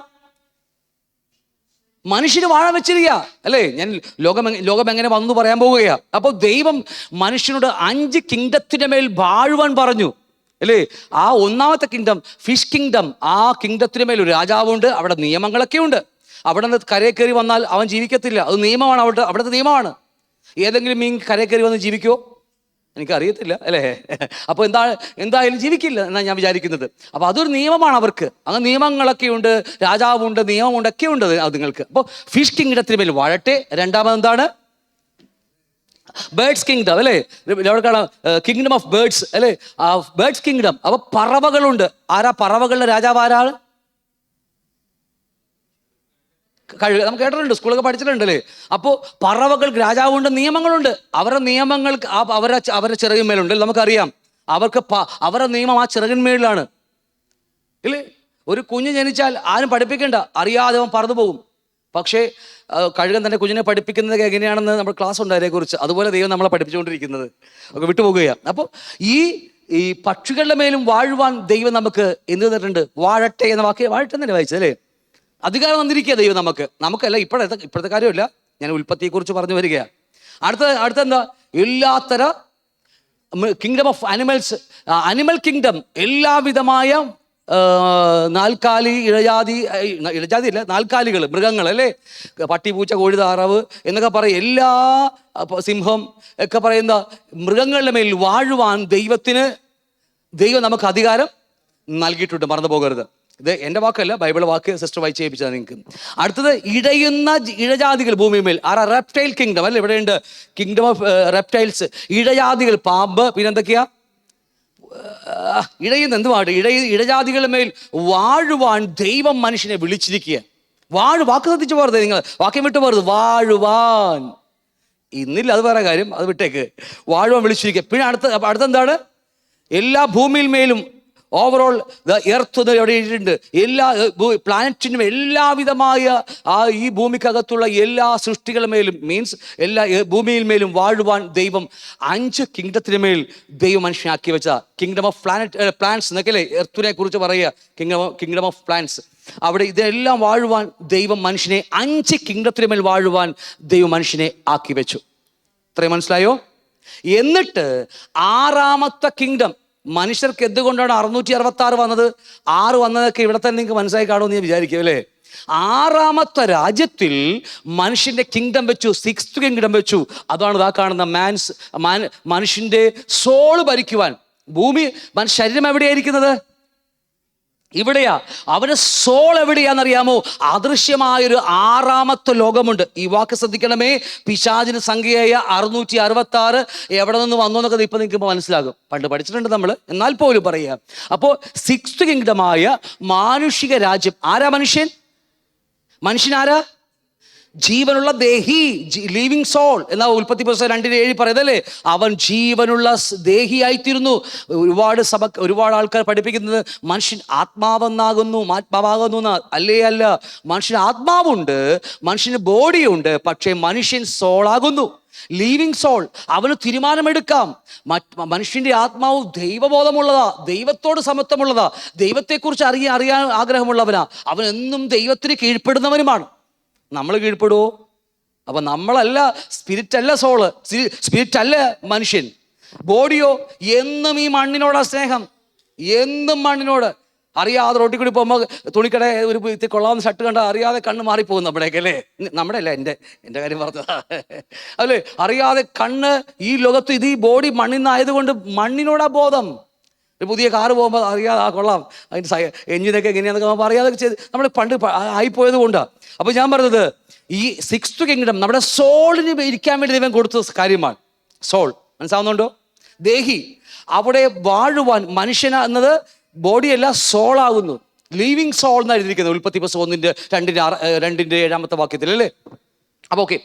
അപ്പോൾ 6ാമത്തെ കിങ്ഡം 6th കിങ്ഡം മനുഷ്യ കിങ്ഡമാണ്. എന്നാൽ ഇതിൻ്റെയൊക്കെ മുകളിൽ ഒരു കിങ്ഡം ഉണ്ട്. അതിൻ്റെ പേരാ 7th കിങ്ഡം, ദൈവരാജ്യം. മനസ്സിലാവുന്നുണ്ടോ? ഈ ദൈവരാജ്യം മനുഷ്യരാജ്യത്തെ ഭരിച്ചിട്ട് മനുഷ്യൻ ഈ 5 കിങ്ഡത്തെ ഭരിക്കണമെന്നുള്ളതായിരുന്നു ദൈവത്തിൻ്റെ പ്ലാനിലുണ്ടായിരുന്നത്. ഓക്കെ, ഇപ്പൊ നിങ്ങൾക്ക് പറഞ്ഞ് മനസ്സിലാവുന്നുണ്ടോ? ഇനി വാക്യങ്ങൾ നമുക്ക് നോക്കാം. യെശയ്യാ പ്രവചന പുസ്തകം 45-ാം അധ്യായം 12-18 വാക്യങ്ങൾ പഠിക്കുമ്പോൾ 12-15 അല്ലേ? 18 വാക്യം മാത്രമേ എടുക്കാം. വ്യർത്ഥമായിട്ടല്ല അവൻ അതിനെ സൃഷ്ടിച്ചത്, പാർപ്പിനത്രേ അതിനെ നിർമ്മിച്ചത്. ഭൂമിയെക്കുറിച്ച് പറയാം. ഭൂമിയെ ദൈവം മനുഷ്യൻ കൊടുത്തിരിക്കുക, വാഴുവാൻ വേണ്ടി കൊടുത്തിരിക്കുക അല്ലേ? പാർപ്പിന് വേണ്ടി, വാഴുവാൻ വേണ്ടി കൊടുത്തിരിക്കുക. സങ്കീർത്തന പുസ്തകം 8-ാം അധ്യായം 4 മുതൽ 8 വരെ പഠിക്കുമ്പോൾ മർത്തിനെ നീ ഓർക്കേണ്ടതിന് അവനെന്ത്, മനുഷ്യപുത്രനെ സന്ദർശിക്കേണ്ടതിന് അവൻ എന്തുമാത്രം.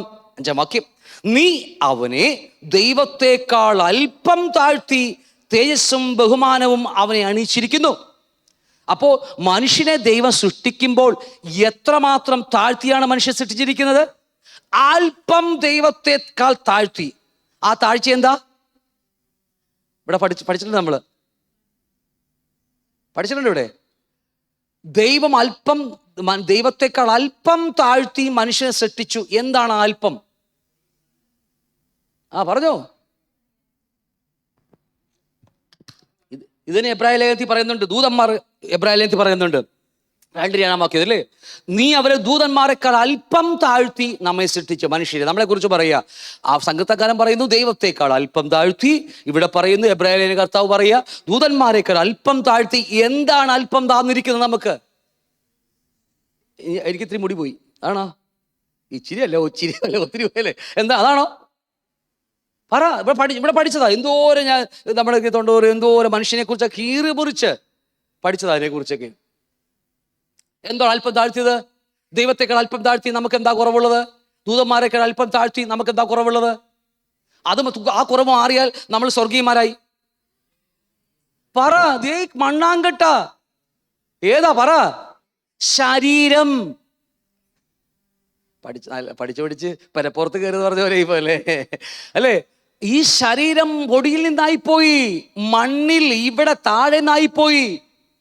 ദൂതന്മാർക്ക് അതില്ല. അവർക്ക് കാണത്തക്ക ബോഡിയില്ല. ഇതേപോലത്തെ ബോഡി അവർക്കില്ല. അവർക്ക് ബ്ലഡ് ഒന്നുമില്ല, ബ്ലഡില്ല. പിന്നെ ഉൽപ്പത്തി 6-ാം അധ്യായത്തിൽ അവരിലൂടെ പെൺകുട്ടികൾ കയറി കുഞ്ഞുങ്ങളുണ്ടായി.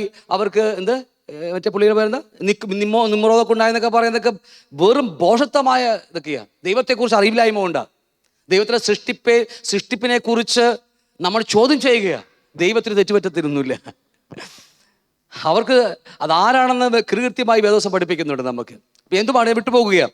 ദൈവത്തെക്കാൾ അല്പം താഴ്ത്തിയത് നമ്മുടെ ബോഡി മണ്ണിൽ നിന്നായി പോയി. ഏതാണ്ട് 10-18 എലമെന്റ്സ് അല്ലേ, ന്യൂട്രോൺ പ്രോട്ടോൺ എന്നൊക്കെ എന്തൊക്കെ പറയുന്ന വെറും പൊടിയിൽ നിന്നായതുകൊണ്ടാണ് നമ്മളിത്. ഇത് മാറിക്കഴിഞ്ഞാൽ അതുകൊണ്ടാണ് റോമക്കാരിൽ 8-ാം അധ്യായം 23-ാം വാക്യം പറയുന്നു, അവന്റെ പ്രത്യക്ഷതയിൽ നമ്മുടെ ശരീരം രൂപാന്തരപ്പെട്ട് അവനോട് കൂടി ചേരും. ഇതും കൂടി രൂപാന്തരപ്പെടുക എന്നുള്ളതാണ് നമ്മുടെ ആവശ്യം. അയ്യോ, ഓക്കെ, വിട്ടുപോകുകയാണ്. നമ്മുടെ വിഷയമൊന്നുമല്ലല്ലോ. അപ്പോൾ നമുക്ക് 8-ാം വാക്യം വായിക്കാം. നീ അവരെ ദൂതന്മാരെയൊക്കെ അല്പം താഴ്ത്തി തേജസ്സും ബഹുമാനവും അവനെ അണിയിച്ചിരിക്കുന്നു. നിന്റെ കൈകളിലെ പ്രവർത്തിക്ക് നീ അവനെ അധിപതിയാക്കി സകലത്തെയും അവനെ കാൽ കീഴിലാക്കിയിരിക്കുന്നു. അല്ലേ?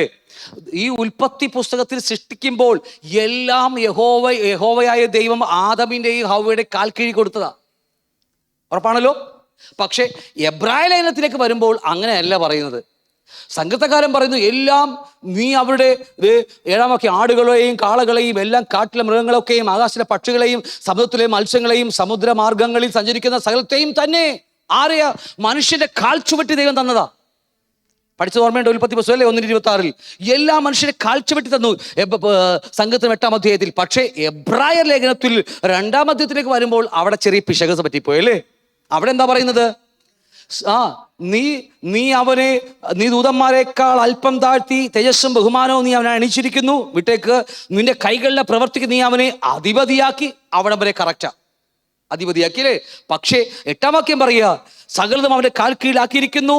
വാക്ക് തലക്ക് പഠിക്കുമ്പോൾ ഇപ്പോൾ സകലതും അവന് കീഴ്പ്പെട്ടതായി കാണുന്നില്ല. അപ്പൊ എന്തോ ഒരു കാര്യം സംഭവിച്ചു പോയിട്ടുണ്ട് നമുക്ക്. ക്ലിയറാണ് ഞാൻ പറഞ്ഞു വരുന്നത്?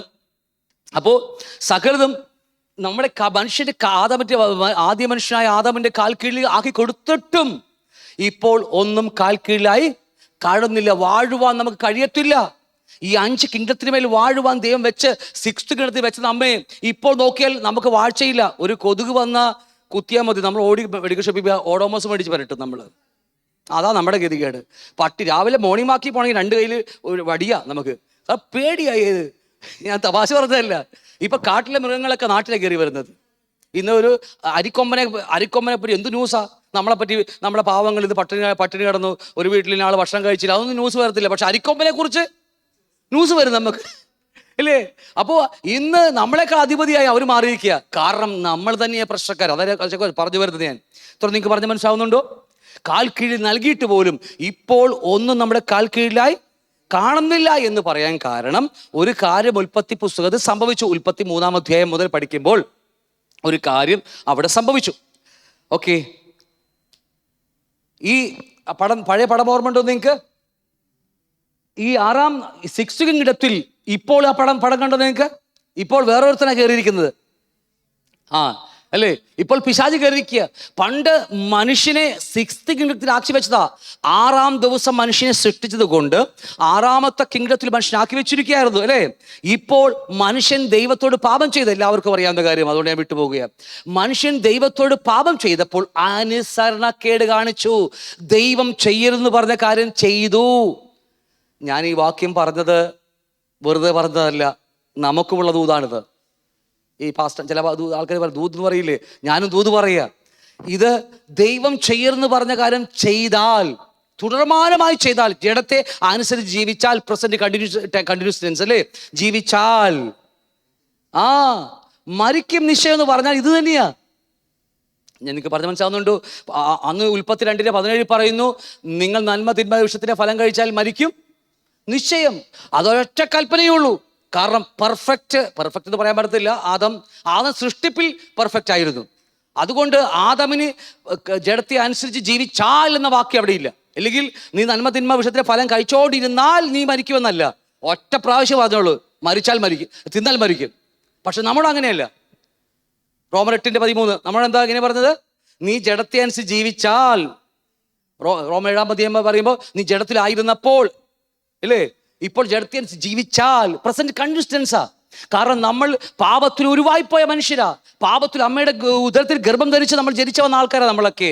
നമ്മൾ ജന്മന പാപികളായി ജനിച്ചതാ. അതുകൊണ്ട് കർത്താവ് കൃപയുടെ സമയം എല്ലാവർക്കും വെച്ചിട്ടുണ്ട്. നിങ്ങൾക്ക് ഡെലിവറൻസ് ക്ലാസ്സിൽ വന്നാൽ മതി, അതിനെക്കുറിച്ച് ആഴമായി പഠിക്കാം. നമുക്ക് പേഴ്സണൽ കൃപ, വ്യക്തിപരമായി എല്ലാവർക്കും കൃപയുണ്ട് അല്ലേ. അതുകൊണ്ടാണ് ഇവിടെ നിൽക്കുന്നത്. പുണ്യാളനായതുകൊണ്ടല്ല നിൽക്കുന്നത്. നമ്മൾ പുണ്യാളനായതുകൊണ്ടല്ല ഇവിടെ നിൽക്കുന്നത്. വീണാലും ചാടി എഴുന്നേറ്റ്, ഒരു നീതിമാൻ 7 വട്ടം വീണാലും ചാടി കൃപാസനത്തെ ഓടുകയെ, കർത്താവേ തെറ്റുപറ്റിപ്പോയി. പക്ഷെ ഉൽപ്പത്തിയിൽ അങ്ങനെയല്ല, ഒരൊറ്റ കഴിച്ചാൽ മരിക്കും. അത് ആദവന്റെ സൃഷ്ടിപ്പിൽ അവൻ ആ സൃഷ്ടിപ്പിൽ പെർഫെക്റ്റ് ആയിരുന്നു. ഓക്കെ, വിട്ടുപോകാം നമുക്ക്. അപ്പോൾ ആദം പാപം ചെയ്തു. പാപം ചെയ്തപ്പോൾ വലിയ കാര്യം സംഭവിച്ചു. നമ്മൾ അറിയാതെ ഒട്ടനവധി കാര്യങ്ങൾ ഉൽപ്പത്തി സംഭവിച്ചിട്ടുണ്ട്, നമ്മൾ അറിയാത്ത പല കാര്യങ്ങൾ. അതിലൊന്നാണ് നമ്മുടെ വാഴ്ചകൾ നമുക്ക് നഷ്ടപ്പെട്ടു പോയി. വാഴ്ചകൾ നഷ്ടപ്പെട്ടു പോയി. നിനക്കറിയാമോ അല്ലേ? വാഴ്ചകൾ ഞാൻ ഇവിടെ ഉണ്ടോന്ന് എനിക്കറിയത്തില്ല. 9-ാം അധ്യായത്തിൽ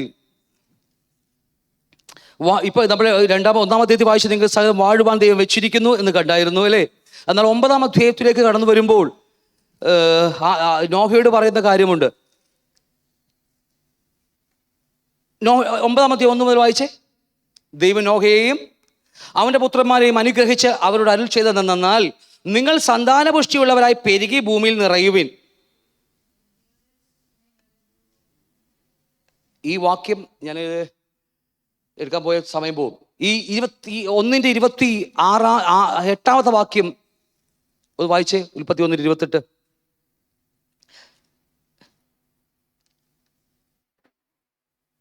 ഞാൻ വായിക്കാൻ വിളിക്കും.